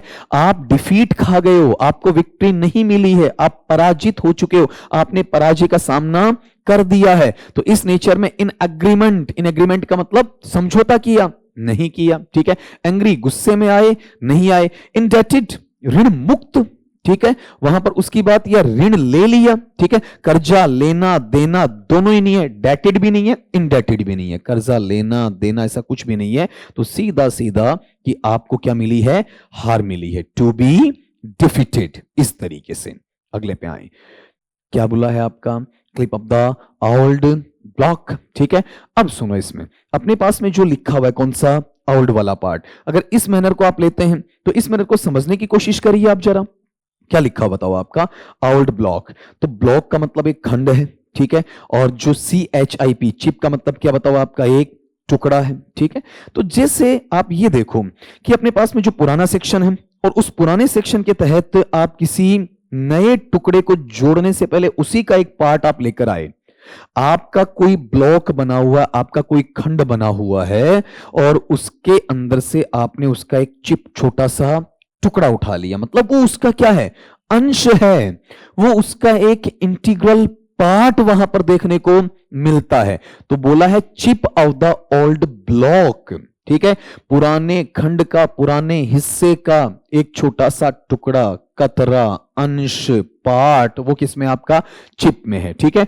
अब आप गौर करें, एक्चुअल में ये जो चिप आप यहां से ले रहे हैं, इसमें कुछ ना कुछ एट्रीब्यूट इसके आएंगे, पुराने ब्लॉक के आएंगे ना, उसकी कुछ क्वालिटीज, कुछ एट्रीब्यूट्स, कुछ मेरिट्स हैं, वो आपको देखने को वहां पर मिलेंगे। मतलब बड़े में से छोटा अंश जिसमें पुराने वाले के कुछ गुण मौजूद होते हैं। A person of the old generation, एक ऐसा व्यक्ति जो पुरानी पीढ़ी का है ना, ठीक है। तो अंश होना चाहिए ना, ठीक है। तो वहां पर इसमें अंश की बात नहीं आती है। एन इनएक्सपीरियंस्ड ओल्ड मैन, एक बूढ़ा व्यक्ति जिसके साथ तजुर्बा या अनुभव नहीं जुड़ा हुआ है, तो कहीं पर भी चिप की बात इसमें नहीं है। एक common boy of the locality, उस स्थानीय क्षेत्र का एक सामान्य लड़का, बिल्कुल भी नहीं है। Someone similar in character to one's father, ठीक है। कोई ना कोई क्या है आपका वहां पर उसके पिता की भांति उस कैरेक्टर से जुड़ा हुआ है, कुछ ना कुछ क्वालिटीज वहां पर क्या कर रही हैं आपकी, मैच कर रही हैं। उन्हें क्या कहा जाएगा, someone similar in character to one's father, ठीक है। शक्ल सूरत मामूली हो सकता है, ठीक है, लेकिन जो उसका एटिकेट है, उसका जो बिहेवियर है, उसके जो वहां डिमेनर है, उन चीजों को अपन फोकस करते हैं, किसमें आएगा, someone similar in character to one's father. गौर करना, चिप ये जो चिप वाला पार्ट आया ना, चिप का मतलब किससे लिया जाता है बताओ? देखिए आपका हल्के हिस्से से लिया जाता है, कुछ ना कुछ रिजेंबल है, कुछ ना कुछ टेक आफ्टर है। लुक आफ्टर नहीं बोला है, लुक आफ्टर का मतलब देखभाल करना होता है, एक फ्रेजल वर्ब है टेक आफ्टर, जिसे क्या कहा जाता है? रिजेंबल करना कहा जाता है। ये सवाल है थोड़े से अच्छे स्टैंडर्ड का रहता तो बच्चा कई बार रट्टा मारने की कोशिश करता, मत मारो। यहां पर किससे लेकर चलो? चिप से और आपके ऑल्ड ब्लॉक से लेकर चलो, ठीक है? और उसको जो मैंने डायग्रामेटिक व्यू आपको दिया था ना, उसके अकॉर्डिंग निकालने की कोशिश करेंगे। एड एन आर्म्स लेंथ, ठीक है? एड एन आर्म्स लेंथ का मतलब आर्म, भुजा, और इसकी दूरी पर, जैसे कोई व्यक्ति मेरे पास खड़ा है, वो बिल्कुल यहां आकर खड़ा हो जाए, यहां पर आपका मुंह के पास मुंह ले आए, ठीक है? बिल्कुल टच करता हुआ प्रतीत आपका वहां पर होता है, गलत बात है, ठीक है? जब आप किसी व्यक्ति के पास बातचीत कर रहे हैं, कॉन्वर्सेशन कर रहे होते हैं, आपका डिस्कशन कर रहे होते हैं, ठीक है? तो उस वक्त एक प्रॉपर जो लेंथ है, प्रॉपर जो आपकी दूरी है, वो वहां पर आपको देखने को मिलनी चाहिए, उसके बगैर वो काम वहां पर होगा नहीं। तो एट एन आर्म्स लेंथ का मतलब क्या है? एक निश्चित दूरी पर, एक जो आपकी उचित दूरी है जितनी होनी चाहिए। मैं किसी से बात कर रहा हूं तो 2, 4, 5 फीट इस तरीके से वो दूरी बनी रहनी चाहिए, ताकि आपकी जो सांसें उसको परेशान ना करें, उसकी जो चीजें आपको परेशान वहां पर ना करें, या फिर एक कॉन्फिडेंस जनरेट होता वो भी वहां पर आप कर पाए, आप थोड़ा अनकंफर्टेबल जोन में नहीं आए, ये सारी चीजें आपको देखने को मिलेंगी। तो क्या ये ज्यादा दूरी की बात करता है? वेरी डिस्टेंट नहीं ना, ठीक है? यहां पर टू बी फा, बहुत ज्यादा दूर होने की बात कर रहा है? नहीं। ए फुट लॉन्ग, केवल हमेशा एक फुट की दूरी पर ना, ऐसा कुछ नहीं है। प्रॉपर वे में, उचित वे में जितनी दूरी होनी चाहिए उतनी दूरी इसमें आपको देखने को मिलती है। ये क्या बताओ आपका? एट एन आर्म्स लेंथ है, ठीक है? आर्म का मतलब इतना। अब ऐसा नहीं कि सर ये 1.5 फुट है कि 2 फुट, ऐसा नापना नहीं है, एक प्रॉपर वे में जितना होना चाहिए, मतलब ज्यादा दूर भी नहीं है, नजदीक है, लेकिन उतनी दूरी भी है, ज्यादा दूरी भी नहीं, ज्यादा नजदीकी भी नहीं, उचित दूरी, उचित नजदीकी, दोनों के लिए अपन ये कह सकते हैं, नियर भी कह सकते हैं, ठीक है? प्रॉपर डिस्टेंस भी वहां पर कहा जा सकता है। ये सवाल रीट में पूछा गया था बेटा, और वहां पर ये डिलीट भी हुआ क्योंकि इसमें 2 सिमिलर आंसर्स आपके दे दिए गए थे। बीट अराउंड द बुश, ठीक है? जो झाड़ी है ना उसके आसपास रहना, ठीक है? उसके आसपास घूमना, और साथ में जब झाड़ी से आप बेर बेर झाड़ते हैं तो उसके लिए आप सीधा उस पर स्ट्राइक करते हैं ना, उसके चारों तरफ घूमना और नीचे क्या करना? लकड़ी को मारना। इसका मतलब उसका कोई फायदा वहां पर नहीं है, ठीक है? आपको क्या करना है? कोई झाड़ी है और उससे आपको बेर तोड़ने हैं, तो आप किसी लकड़ी से या हाथ से जो भी करेंगे सीधा यहां स्ट्राइक करेंगे ना? नहीं ना। आप कहां कर रहे हैं? यहां वाले पार्ट में स्ट्राइक कर रहे हैं, यहां तो बेर बेर है ही नहीं ना, जमीन है आपकी, वहां पर आप मारने की कोशिश कर रहे हैं। तो आपको बात यहां करनी चाहिए, बात आप यहां कर रहे हैं। तो टू द पॉइंट है या पॉइंट से बाहर है, पॉइंटलेस है आपका। मुझे बात करनी चाहिए यहां पर बुश के बारे में, मैं बात कर रहा हूं किसी अदर ट्री के बारे में, ठीक है? मुझे बात करनी चाहिए मेटाफोर के बारे में, मैं बात कर रहा हूं फोनेटिक के बारे में। बताओ क्या है? बीट अराउंड द बुश, गोल गोल घुमाना, आपका इनडायरेक्ट वे में ले जाना, और क्लियर कट कुछ भी नहीं कहना, सारी चीजें वेग, अस्पष्ट, धुंधली, ब्लर कर देना, अनक्लियर वहां पर कर देना। मतलब चीजें हैं ना, चीजों में आप पॉइंट टू पॉइंट बात वहां पर नहीं करते हैं। अब यहां छिपाने की बात नहीं है, बरगलाने की बात है। फसल उगाने की तो बिल्कुल भी बात नहीं है, ग्रो क्रॉप्स, ठीक है? एक्सेप्ट द गिफ्ट्स, उपहारों का इससे कोई सेंस ही नहीं जिसे स्वीकार किया जाए। जब आप पॉइंट टू पॉइंट क्या नहीं करते हैं? बातें नहीं करते हैं, वो क्या है? आपका बीट अराउंड द बुश में लिया जाएगा, ठीक है? अगली बात पे आए। To leave no stone unturned, किसी भी पत्थर को उखाड़े बगैर नहीं छोड़ना। किसी ने आपको कह दिया भैया यहां से लेके वहां तक 50 माइल स्टोन्स लगे हुए हैं, ठीक है? और आपके दादाजी, परदादाजी, सरदादाजी, नरदादाजी, जो भी आप बोले, वहां उन्होंने कोई खजाना गड़ाया था, और हमें ये नहीं पता किसके नीचे, लेकिन एक के नीचे है।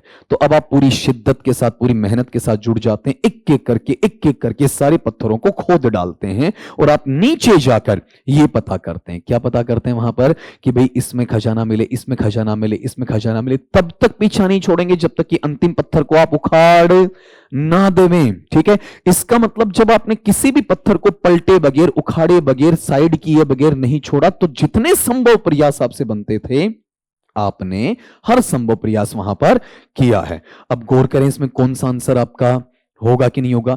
To remove the stones from the path, रास्ते से पत्थर हटाना। अरे पत्थर हटाना या प्रयास के लिए बात हो रही है?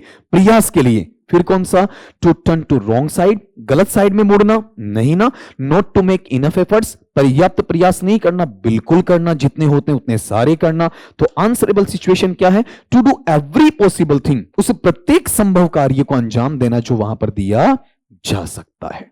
अगली बात पे आए, a wild goose chess, wild का मतलब क्या है, जंगली है, ठीक है। गूस किसके लिए आता है आपका, कलहंस के लिए आता है, ठीक है। और चेस का मतलब क्या होता है, पीछा करना, ठीक है। तो जब आप, पहली बात तो ये बताएं कि जब आप गूस की बात करते हैं, आपका कलहंस की बात करते हैं, तो पहली बात तो कलहंस आपको देखने को मिलता ही नहीं है, और दूसरी बात मिलता है तो वाइल्ड जंगली नहीं मिलेगा। जंगली मिलेगा तो आप उसका पीछा नहीं करेंगे, डरेंगे, और पीछा करेंगे तो उसकी रफ्तार इतनी तेज होती है और वो जंगल का इतना आदी और हैबिचुअल होता है कि वो आपके हाथ भी नहीं आएगा। तो ऐसी असंभावित चीजें हैं, उनको परिलक्षित करने का कार्य वहां देखने को नहीं मिलता है। तो हमारे जो एफर्ट्स होते हैं, प्रयास होते हैं, वो सारे कैसे होते हैं, आपके यूजलेस रहते हैं, बिल्कुल अनुपयोगी वहां पर देखने को मिलते हैं। तो टाइमली एक्शन, समय रहते हुए कार्य करना, नहीं। डिलेड एक्शन, देरी से या विलंब से कार्य करना, नहीं। To hunt for a wild animal, जंगली जानवर का शिकार करना, नहीं ना। तो इसमें आंसर क्या है,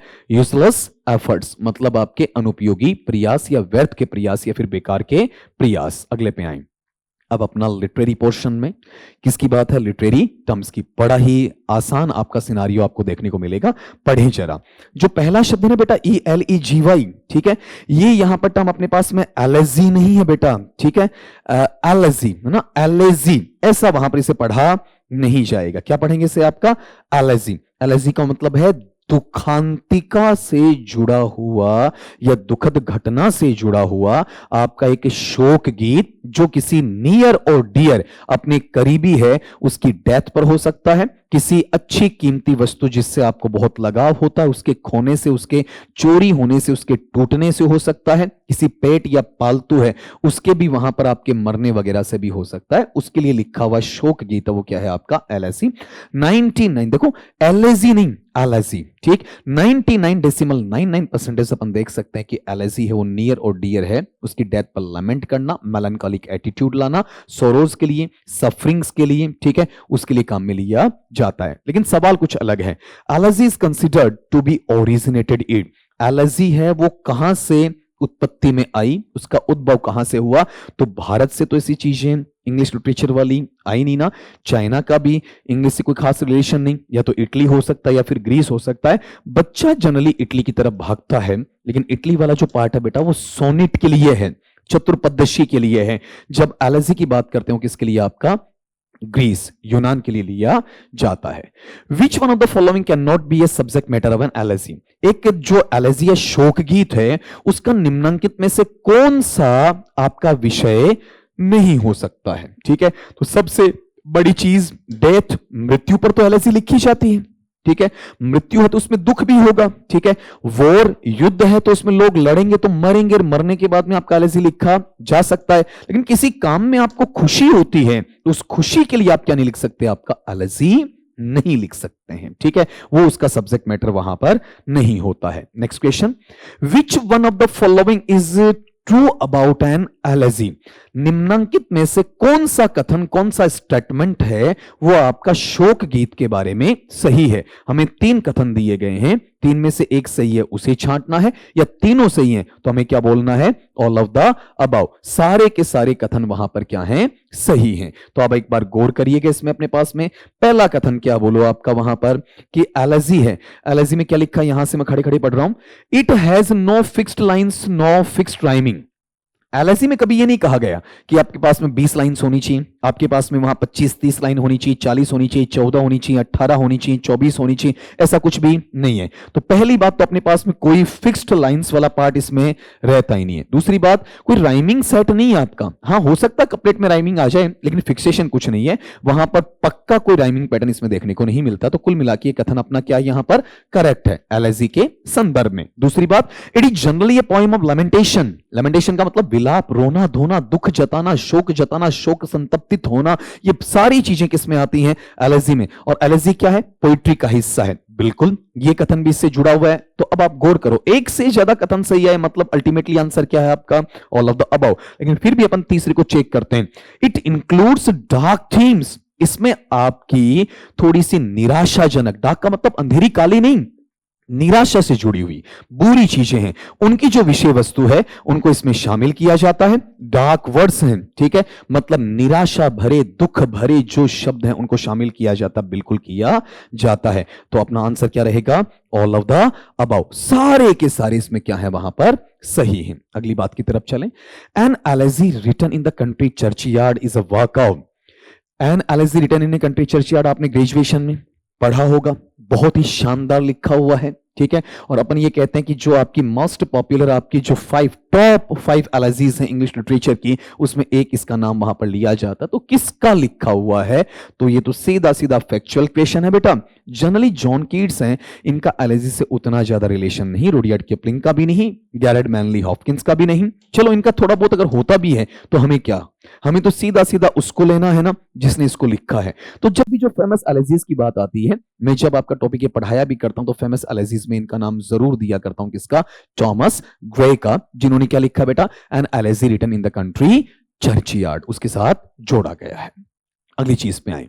which one of the following may be a characteristic of an elegy? निम्नलिखित में से कौन सा ऐसा स्टेटमेंट या कौन सा ऐसा फ्रेज या कौन सी ऐसी बात है जो कि एलेजी है उसका एक कैरेक्टरिस्टिक या विशेषता मानी जा सकती है या उसे उसमें शामिल किया जा सकता है?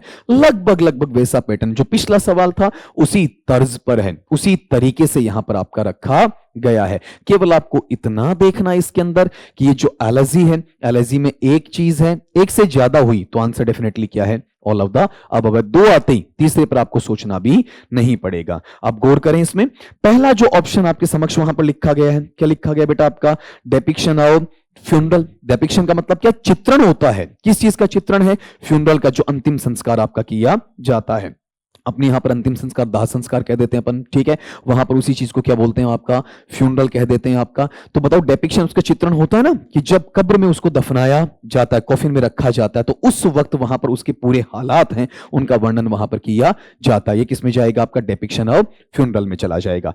फिर डेथ ऑफ समवन्स डियर, ठीक है, किसी के प्रिय की, किसी के निज जन की जो मृत्यु होती है वो किस में आती है आपकी? वहां पर एलेजी में। फिर क्या है? ग्लूमी, विषाद भरा, ठीक है, दुख भरा, और साथ में ऐसा एनवायरनमेंट, ऐसा माहौल जो काफी डल होता है, नीरसता युक्त होता है, मंदबुद्धि युक्त होता है आपका। अब यहां मंदबुद्धि का मतलब वो नहीं, कमजोर वाला नहीं, जहां पर आपके होशो हवास चले जाते हैं, जहां आपके सोचने समझने की शक्ति जवाब दे चुकी होती है, आप वहां पर एक प्रॉपर वे में जो प्रैक्टिकल नेचर है वो आपको देखने को नहीं मिलता। तो डल का मतलब ऐसा नहीं कि आईक्यू लेवल पर, इंटेलिजेंस क्वोशंट की बात यहां पर नहीं की जा रही है, बल्कि किसकी की जा रही है? जब माहौल थोड़ा नीरस हो जाता है, उबाऊ हो जाता है, थकाऊ सा हो जाता है, जहां पर आपका किसी चीज में मन नहीं लगता है। तो ये तीनों चीजें हैं ना, वो किससे जुड़ी हुई बेटा? आपका वहां पर एलेजी से जुड़ी हुई हैं, ठीक है। इसका मतलब अपना आंसर क्या हो जाएगा? All of the above. ये उपर्युक्त सारे कथन लिए जाएंगे। How many lines does a sonnet generally contain? एक सोनेट या चतुर्पदशी में मेनली कितनी लाइन्स होती हैं? बड़ा ही आसान सवाल है, चतुर्पदशी जैसे इसका नाम बताया जाता है वैसे इसमें डाला गया। बता दीजिए एक सोनेट में कितनी लाइन्स होती हैं? 14 लाइन्स होती हैं, दैट्स ऑल। अगले सवाल पे आए। Which one of the following is a characteristic of a sonnet? निम्नांकित में से सोनेट है उसकी वहां पर कौन सी एक कैरेक्टरिस्टिक है, ये पूछा गया। ढंग से गौर करना बेटा। अभी आपने 2 सवाल किए इस पेपर में, तो all of the above, all of the above आया तो बच्चे की आदत हो जाती है कि सर इसमें भी क्या है? All of the above. नहीं बेटा, ऐसा नहीं करना है। इट हैज फिक्स्ड स्ट्रक्चर, इसका एक निश्चित स्ट्रक्चर बिल्कुल होता है बेटा, ठीक है, कि इसके अंदर ये इतनी लाइन्स होनी चाहिए, 14 लाइन्स होनी चाहिए। पेट्रार्कन है तो एक ऑक्टेव होगा, एक सेस्टेट होगा, 8 और 6 होगा। अगर आपका शेक्सपियरियन है तो 3 क्वार्टेंस होंगे, एक कप्लीट होगा, 3 4 लाइन के टुकड़े हैं, एक 2 लाइन का टुकड़ा है। पेट्रार्कन में आपकी वहां पर क्या है? अलग से राइम स्कीम है, ठीक है, और इधर से आपकी अलग से राइम स्कीम है। तो यहां फिक्स्ड राइम स्कीम, निश्चित राइम स्कीम बिल्कुल होती है। पेट्रार्कन में क्या है? A B B A C D E C D, ऐसा चलता है। शेक्सपियरियन में क्या होता है? A B C D E F और जी जी होता है। तो ये कथन तो क्या है आपका? सही है, ठीक। All the lines are written in iambic. Iambic में तो है, आयम तो है, लेकिन वहां पर वो हेक्सामीटर नहीं है बेटा, वो क्या होता है आपका? पेंटामीटर होता है। तो यहां यह गलत हो गया, ठीक है। अपने पास में जो इसमें मैनर आप लेंगे तो आयम्बिक पेंटामीटर काम आता है बेटा, इसमें हेक्सामीटर काम नहीं आता है। Next thing, it is written in couplets, दोहों में। टू टू लाइंस में नहीं ना, कहीं पर 8 लाइंस का है, कहीं पर आपका 6 लाइंस का है, कहीं पर 4 लाइंस का, कहीं पर आपका एक कपलेट 2 का है, तो हर आपके 14 में 7 कपलेट्स में थोड़ी है, नहीं आता है। तो अपना आंसर इस बार चेंज हो गया, ऑल ऑफ द अबव से नहीं लिया जाएगा बल्कि नंबर 1 से लिया जाएगा। नेक्स्ट पे आए, थोड़ा सा आप देख सकते हैं, दिख जाएगा आपका, थोड़ा फॉन्ट वॉन्ट में थोड़ी समस्या आती है तो मैं बोल दूंगा आपको वहां पर। Who introduced sonnets in English language, अंग्रेजी भाषा में सोनेट्स बेटा कौन लेकर आया आपका? ठीक है, तो आपको गौर करना है कि सोनेट्स की जब अपन बात करते हैं, मेरी पिछली क्लासेस में आपने सुना होगा, जियोकामो द लेंटिनी इटली में, वहां पर इसी चीज को फ्रांसिस्को पेट्रार्क ने पॉपुलर किया। फिर उसके बाद में टॉमस वॉट नाम से एक विद्वान हुआ आपका, ठीक है, एक साहित्यकार हुआ जिसने इस चीज को कहां इंट्रोड्यूस करवाया? इंग्लिश नेचर में, इंग्लैंड में। और फिर इसे विलियम शेक्सपियर ने क्या दिया बताओ आपका?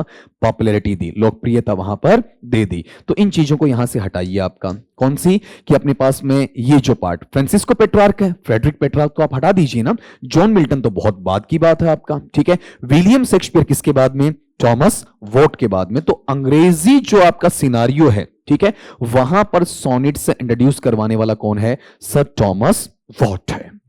अगले सवाल पे आइए, how many lines are there in GM Hopkins curtal sonnet? GM Hopkins एक तरीके से ऐसा आपका सोनेटियर मानेंगे जो रियल में लिटरेरी पर्सन नहीं है बल्कि एक मैथमेटिकल पर्सन है आपका, ठीक है, और इसने इसमें गणित दौड़ा दी। सोनेट का मतलब 14 लाइन है, लेकिन इसने सोचा कि कुछ ना कुछ इनोवेशन करूं, कुछ नवाचार करूं, नवाचार करने के चक्कर में सारा गुड़ गोबर कर दिया भाई ने। कैसे किया आपका वहां पर, कि इसने कहा कि मैं क्या करूंगा, 3/4 लाऊंगा, 3/4, ठीक है।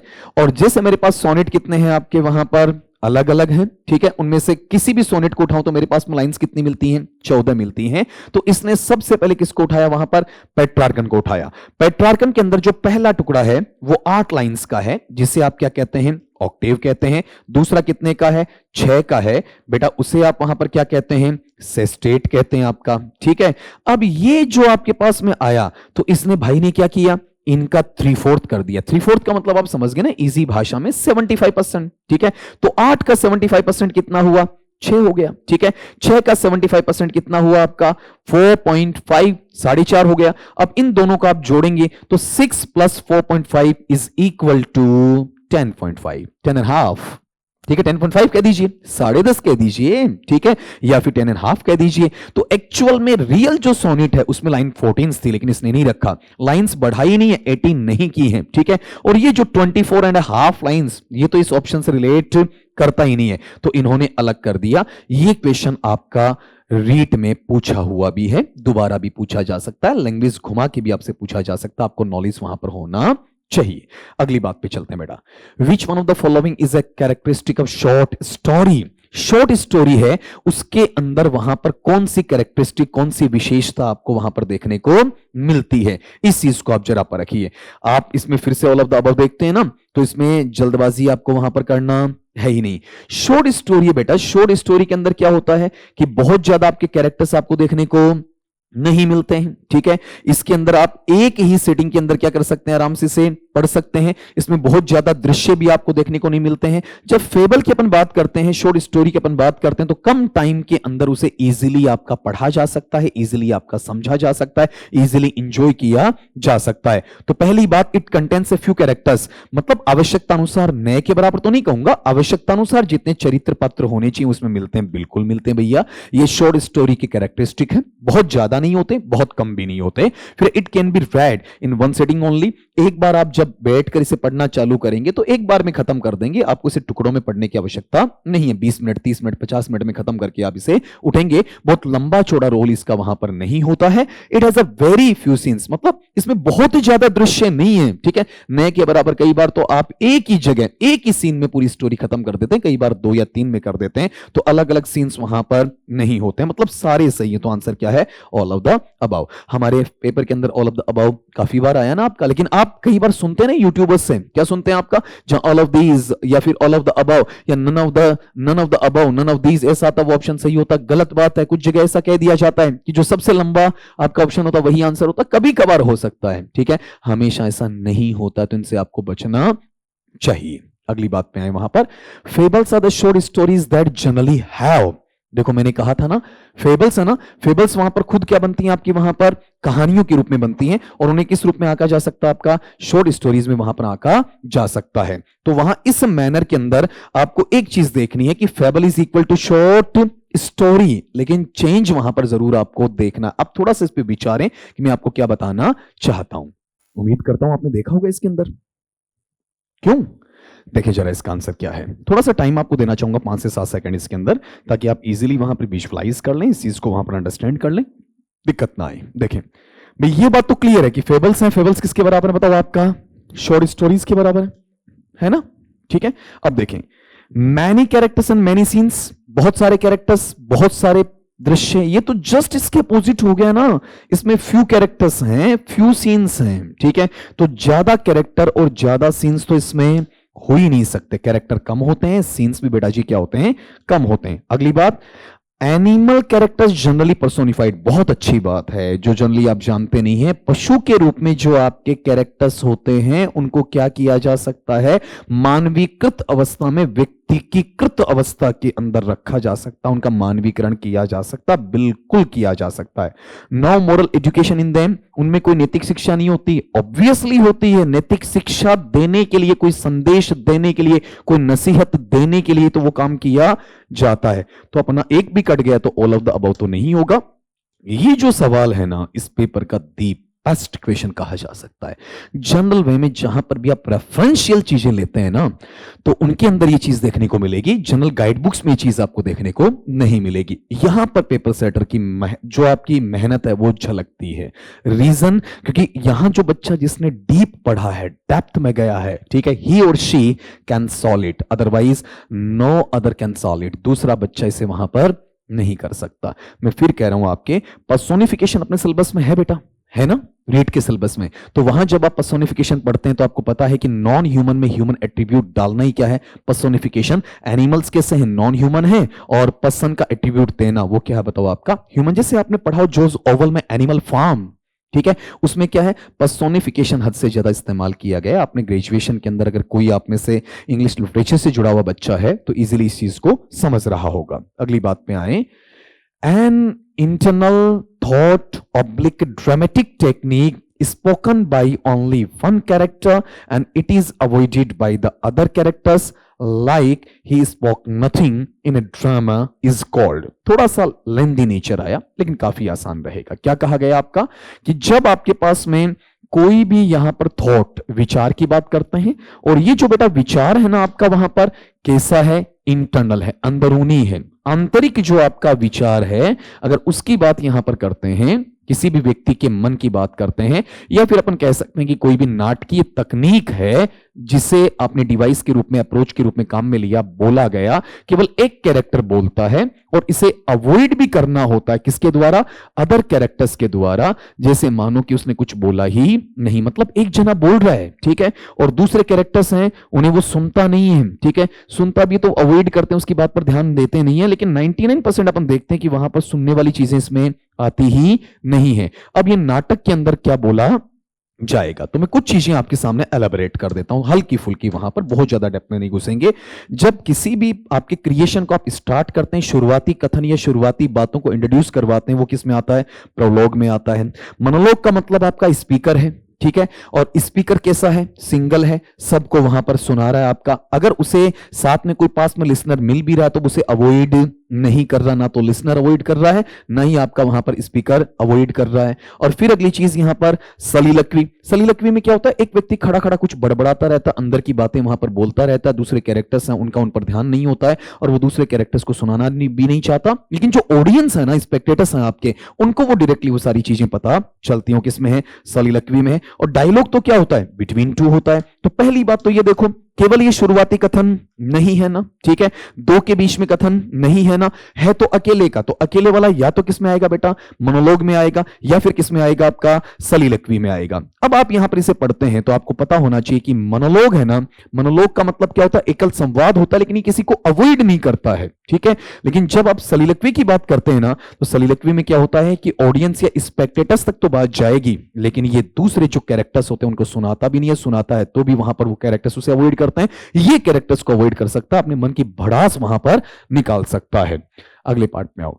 ए ड्रामे मैनली हैज, एक ड्रामे, देखो ड्रामा नहीं होता है, जब आप इसका उच्चारण करते हैं ना बेटा जी, तो it is not drama, it is just drama है। ठीक है, इस तरीके से ये अपन फोनेटिकली बाद में देख लेंगे आपका कि एक नाटक में मुख्यतया होते हैं तो क्या मैनी कैरेक्टर्स, बहुत सारी चरित्र या पात्र हो सकते हैं ना।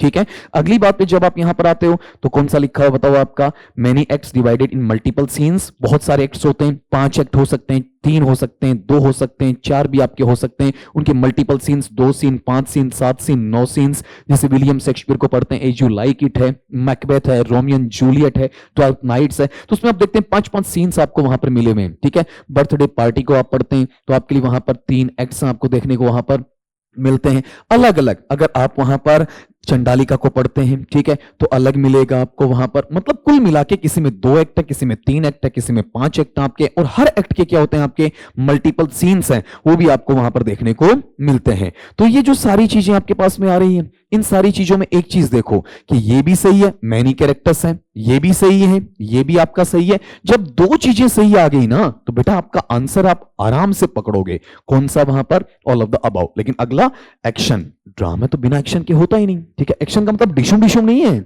इसके अलावा भी बहुत सारी चीजें होती हैं। एक्शन का मतलब जिन चीजों को परफॉर्म किया जाए, और डायलॉग्स तो होते हैं बिटवीन 2, मोर देन 2, वो चलेगा। तो 3 है, तो आंसर क्या है, ऑल ऑफ द अबव है। अगली बात पे आओ। One who rights drama is called, एक व्यक्ति जो नाटक को लिखता है उसे क्या कहा जाता है। तो बेटा नाटक को लिखने वाला जनरली अपन क्या मानते हैं बताओ, ड्रामेटिस्ट कहते हैं ना। ड्रामे को अपन दूसरे वर्ड में क्या कहते हैं, प्ले कहते हैं।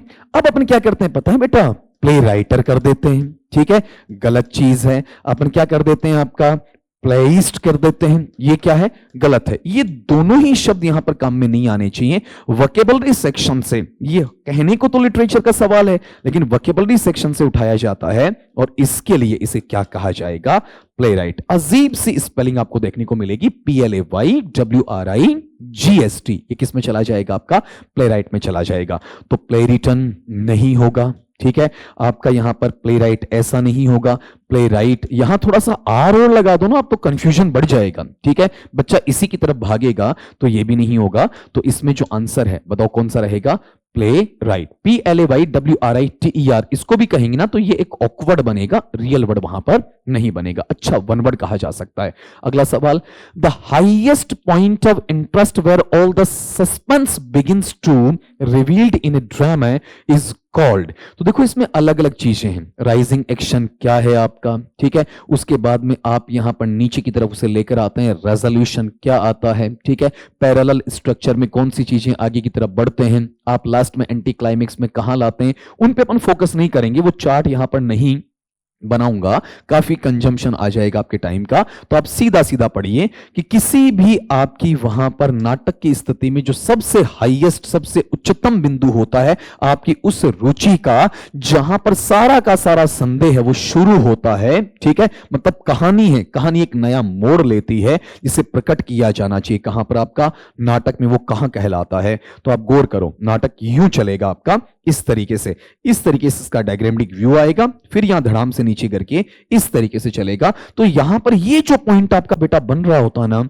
इसे इस डायग्रामेटिक व्यू में क्या कहा जाता है, आपका क्लाइमैक्स कहा जाता है। ठीक है, अब यहां पर क्लाइमैक्स कहने के साथ साथ में चीजें क्या हो रही है बताओ, आपका राइजिंग एक्शन पे भी आ रही होती है। ठीक है, बाद में ये एंटी क्लाइमैक्स है, उसकी तरफ भी बढ़ रहा होता है। यहां से ये चीज चल रही होती है, वो किस पर है, इंट्रोडक्शन पे। हालांकि मैंने मना किया था कि आपको ये डायग्रामेटिक व्यू में लेकर नहीं जाऊंगा, क्योंकि जब तक मैं इसे डिटेल्ड वे में आपका पॉइंट टू पॉइंट एक्सप्लेन नहीं करूं ना, तब तक आप इसे कवर नहीं कर पाएंगे। तो सबसे टॉप लेवल पे, ठीक है, जब आप राइजिंग एक्शन ऊपर चला जाता है, वहां पर टर्निंग पॉइंट आके फिर ये चीज रिवर्स वे में, वाइस वर्सा चीज नीचे की तरफ आती है, आपका पलटा मारती है, उसे अपन किस नाम से जानते हैं बेटा, आपका क्लाइमेक्स के नाम से जानते हैं। जो चरमोत्कर्ष वहां पर कहा जाता है, ठीक है। राइजिंग एक्शन बेटा ये रहा, ठीक है। फॉलिंग एक्शन ये रहा, ठीक है। एपिलोग यहां आते आते लास्ट में आपका लिखा जाता है। प्रोलॉग सबसे पहले की तरफ आपका वहां पर लिया जाता है। तो यहां जो राइजिंग एक्शन के बाद में टॉप लेवल पे जाके सस्पेंस क्रिएट करे, इंटरेस्ट वहां पर बन जाए, सब लोग इसके अंदर बहुत ज्यादा इन्वॉल्व हो जाएं, उसे इस नाम से आपका जाना जाएगा। यही अपना पेपर था बेटा, ठीक है। मैंने पेपर आपको हालांकि करवाया, लेकिन इसके साथ में कुछ क्वेश्चंस जुड़े हुए हैं, उन पर अपन फोकस करते हैं। कुछ बच्चों ने कहा कि सर हमारी 2-3 क्वेरीज आप इन्हें भी सोल्व करवा दीजिए, तो क्यों मना करें, अपन उन बच्चों को भी खुशी रखेंगे आपका वहां पर कि वो बच्चे हमसे क्या सवाल पूछते हैं। तो यहां पर जो है ना, ठीक है, ये आप बच्चों की क्वेरीज हैं, तो मैं यहां लिख देता हूं, ये क्या है आपके स्टूडेंट्स क्वेश्चंस हैं, ठीक है। इनको भी मैं सोल्व करवाऊंगा। अब धीरे धीरे मेरे साथ में कनेक्ट होते चलिए। बाकी जो यूट्यूब्स हैं उनकी तरह अपन नहीं चल रहे आपका, ठीक है। अपन टू द पॉइंट बात कर रहे हैं, अपन बीट अराउंड द बुश नहीं है, काम किया निकले, दैट्स ऑल, बस इतना सा करेंगे अपन। यहां देखिएगा, the emperor blank all the treaties and attacked his enemy, ठीक है। तो यहां चेक करना, इसमें एक थियरी चलती है बेटा आपका, कौन सी, कि जब भी आप यहां पर अपना क्युमुलेटिव कंजंक्शन काम में लेते हैं, कौन सा, एंड काम में लेते हैं, ठीक है। तो जब यहां पर एंड को आप लिख रहे हैं, एंड क्युमुलेटिव कंजंक्शन है बेटा, साथ में आपको सब्जेक्ट मिल जाए, टाइम कौन सा बताओ आपका वहां पर, पास्ट टाइम है, ठीक है। और इसके अंदर गौर करना, पास्ट टाइम में इधर अगर आपको वर्ब का सेकंड फॉर्म दिया गया तो इधर भी आपका वर्ब का सेकंड फॉर्म या पास्ट फॉर्म मिलेगा। सिंपल सा स्ट्रक्चर देखने को मिलता है। यहां एंड आया, ये सब्जेक्ट बेटा ऑप्शनल होता है, आ भी सकता और नहीं भी आ सकता। आप गौर करो, अटैक्ड क्या है, वर्ब का सेकंड फॉर्म है ना, ठीक है। और एंड से जुड़ा है तो इधर भी क्या चाहिए, वर्ब का सेकंड फॉर्म। आप सारे जानते हैं कि आप पास्ट के साथ में प्रेजेंट का रिलेशन नहीं रख सकते, ठीक है। आप देखते हैं कि हैड के साथ में वोज का यूज तो इंग्लिश में कहीं नहीं हो सकता, ठीक है। यहां पर ये जो है ना, वोज ब्रोकन, ये वोज बी फॉर्म है और ये पास्ट पार्टिसिपल वर्ब का थर्ड फॉर्म है बेटा, ये पैसिव कंस्ट्रक्शन है। एंड में ये दोनों पैरेलल चल रहे हैं, तो इधर वाला भी क्या होगा, एक्टिव होगा, तो दूसरे वाला भी एक्टिव होगा। इधर वाला पैसिव तो दूसरे वाला भी पैसिव। तो सीधा सीधा मुझे वर्ब का सेकंड फॉर्म चाहिए, कौन सा आपका वहां पर, ब्रॉक चाहिए, ठीक है। अब ये जो फॉर्म्स हैं वो आपको आने चाहिए बेटा जी। जैसे मेरे पास में टर्म क्या है आपका, ब्रेक है, तो ब्रेक के तीनों फॉर्म्स में ले लेता हूं। बताओ ब्रेक का सेकंड फॉर्म क्या है, ब्रॉक है। और इसी का थर्ड फॉर्म अगर मैं लेना चाहता हूं, बताओ इसे क्या कहा जाएगा आपका, ब्रोकन कहा जाएगा। तो टर्म क्या बना, ब्रेक, ब्रॉक, ब्रोकन, इस तरीके से, ठीक है। अगला एक और सवाल, बच्चे की जो क्वेरी है उसको मैं छांट के आपको देता हूं कि बच्चे ने मुझसे वहां पर क्या पूछा हुआ सवाल है। देखिएगा, सवाल यहां पर यह था कि when the anthem blank play the concert begin.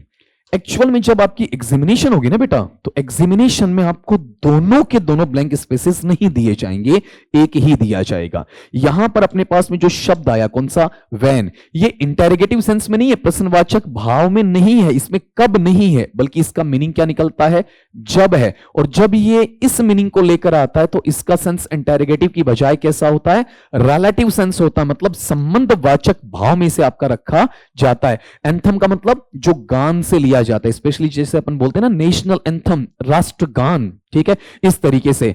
तो जब राष्ट्रगान शुरू हुआ है, ठीक है, उसके बाद में क्या हुआ बताओ आपका, कॉन्सर्ट, संगोष्ठी शुरू की गई। तो अब इसके संभावित दो तरीके से दो आंसर बनते हैं। अगर एक ही आंसर लेना है तो वहां पर एक अगले को भरकर देना पड़ेगा, अदरवाइज दो तरीके से इस क्वेश्चन को सोल्व किया जा सकता है। इस क्वेश्चन को मैं सोल्व करूं ना, उससे पहले बेटा मुझे क्या करना है आपका वहां पर, थोड़ा सा आपको ये जानकारी देनी है वॉइस के बारे में। वॉइस का मतलब क्या होता है, वाच्य होता है, दो प्रकार का होता है। एक तो क्या बेटा आपका वहां पर एक्टिव वॉइस है, कृतवाच्य है। एक बताओ आपका क्या वहां पर, पैसिव वॉइस, कर्मवाच्य है। जब एक्टिव वॉइस की अपन बात करते हैं तो पैसिव वॉइस के आधार पर इसे पहचाना जा सकता है।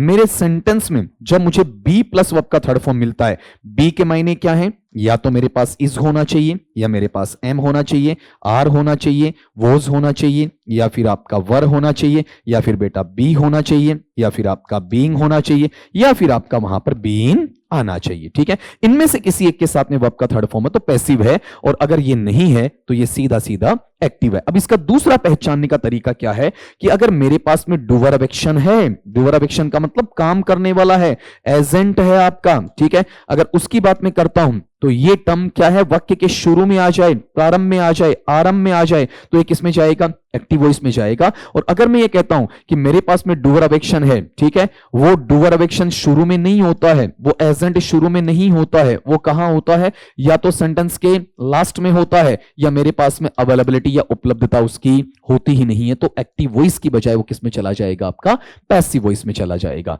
तो यहां पर इस चीज को समझाना इसलिए जरूरी था कि कई बार सेंटेंस में सारी चीजें एक्टिव में नहीं आती हैं, पैसिव में आ जाती हैं। क्या कहा, जब एंथम शुरू हुआ, किसने किया, हमें नहीं पता ना, डूअर ऑफ एक्शन नहीं है।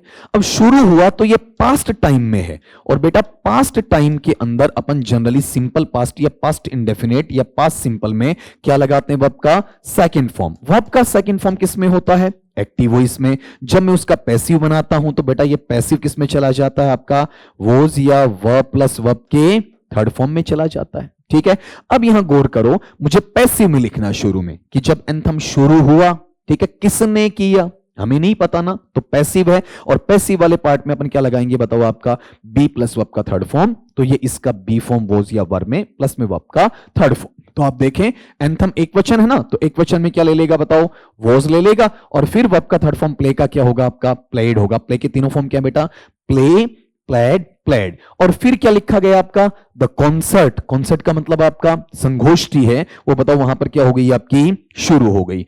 अब आप इन चीजों को जब चेक कर रहे हैं तो आपके पास में एक मैनर कौन सा, कि सर हम ये काम कर रहे हैं तो इसमें प्रॉब्लम क्या आ रही है हमारे पास में, अगला हम किस में लें, तो बेटा अगले में तो दिक्कत है ही नहीं ना, अगला तो सीधा सीधा किस में आ जाएगा, शुरू हुआ, क्योंकि अगला तो नॉर्मल मैनर बोलेगा ना।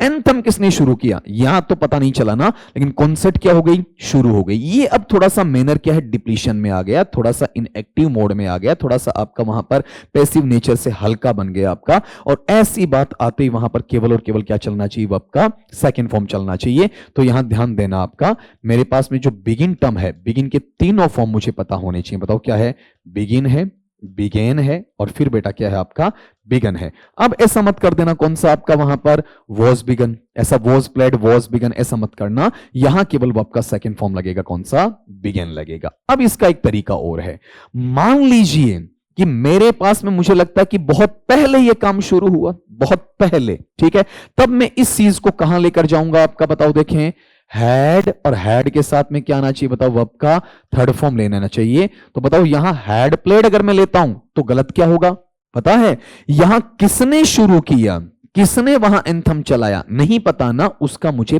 पैसिव चाहिए। और जब मैं हैड के साथ में वर्ब का थर्ड फॉर्म लेता हूं, ये मेरा नेचर एक्टिव वॉइस का है, और जब मैं इसे पैसिव में कन्वर्ट करूंगा तो ये किस में चला जाएगा, had plus been plus verb के थर्ड फॉर्म में जाएगा। तो अगर यहां से मैं लेता हूं तो हैड प्लेड या हैड बीन प्लेड आएगा, हैड बीन प्लेड। लेकिन इसे दो तरीके से सोल्व किया जा सकता है, पेपर सेटर या तो वॉज प्लेड देगा या हैड बीन प्लेड देगा। हैड बीन प्लेड के चांसेस कम है, कुछ किताबें आपको देती भी हैं, देती भी सही हैं, लेकिन वो इसलिए देती हैं कि एक साइड वर्ब का सेकंड आ गया तो दूसरी साइड क्या लगा दो, हेड प्लस वर्ब का थर्ड फॉर्म लगा दो। जो काम पहले घटित हुआ है उधर हेड प्लस वर्ब का थर्ड फॉर्म लगा दो, जो काम बाद में घटित हुआ है वहां पर वर्ब का सेकंड फॉर्म लगा दो। कौन सा काम पहले हुआ, एंथम के शुरू होने वाला, तो हेड प्लस वर्ब का थर्ड फॉर्म। कौन सा काम बाद में शुरू हुआ, कॉन्सेप्ट वाला, तो आपने वर्ब का सेकंड फॉर्म लगा दिया। लेकिन डोर ऑफ एक्शन नहीं है बेटा जी, तो ये एक्टिव में नहीं है बल्कि किस में है, आपका पैसिव में है।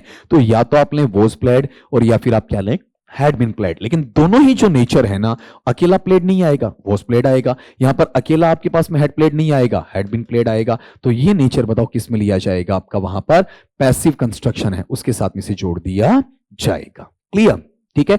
अब ये चीज आपके पास में दो एडिशनल क्वेश्चन मैंने ऐड कर दिए हैं। अब आप सारे बच्चे देखें कि कितने सारे क्वेश्चंस आए। सर क्वेश्चन 5 हो रहे हैं, सर क्वेश्चन 10 हो रहे हैं, सर क्वेश्चन 15 हो रहे हैं। देख लो, आपकी डिमांड पर आप जितना चाहेंगे उतना मैं बताता चलूंगा। मैंने फिर भी पहले भी आपको ये चीज बता दी है, फिर भी कह रहा हूं अभी आपका कौन सा, एक बार फिर से, कि भाई आप आफ्टर 30 डेज देखना कितना मटेरियल अपने चैनल पर आपके पास में रहेगा। और किसके माध्यम से, क्वेश्चंस के माध्यम से। बहुत बार बच्चे कह रहे हैं सर मैराथन क्लास लेकर आओ। बेटा रुको, सहते सहते स्नेह स्नेह धीरे धीरे हथेली में सरसों नहीं उग पाएगी। तो आपको जितना अभी डाइजेस्ट करना उतना लीजिएगा, ठीक है। एट इंस्टेंट एक साथ वहां पर उन चीजों को आप कवर करें वो पॉसिबिलिटी में नहीं आएगा। सहते सहते उन चीजों पर अपन आगे बढ़ते चलेंगे। लेकिन मैंने बार बार कहा है, जितना ज्यादा तुम दूसरे बच्चों का लाभ करवा सकते हो उतना तुम्हें जरूर करवाना है। क्योंकि कभी भी इस चीज में कंपटीशन मत लाना कि केवल हम सीख लें, दूसरों को ना सिखाएं।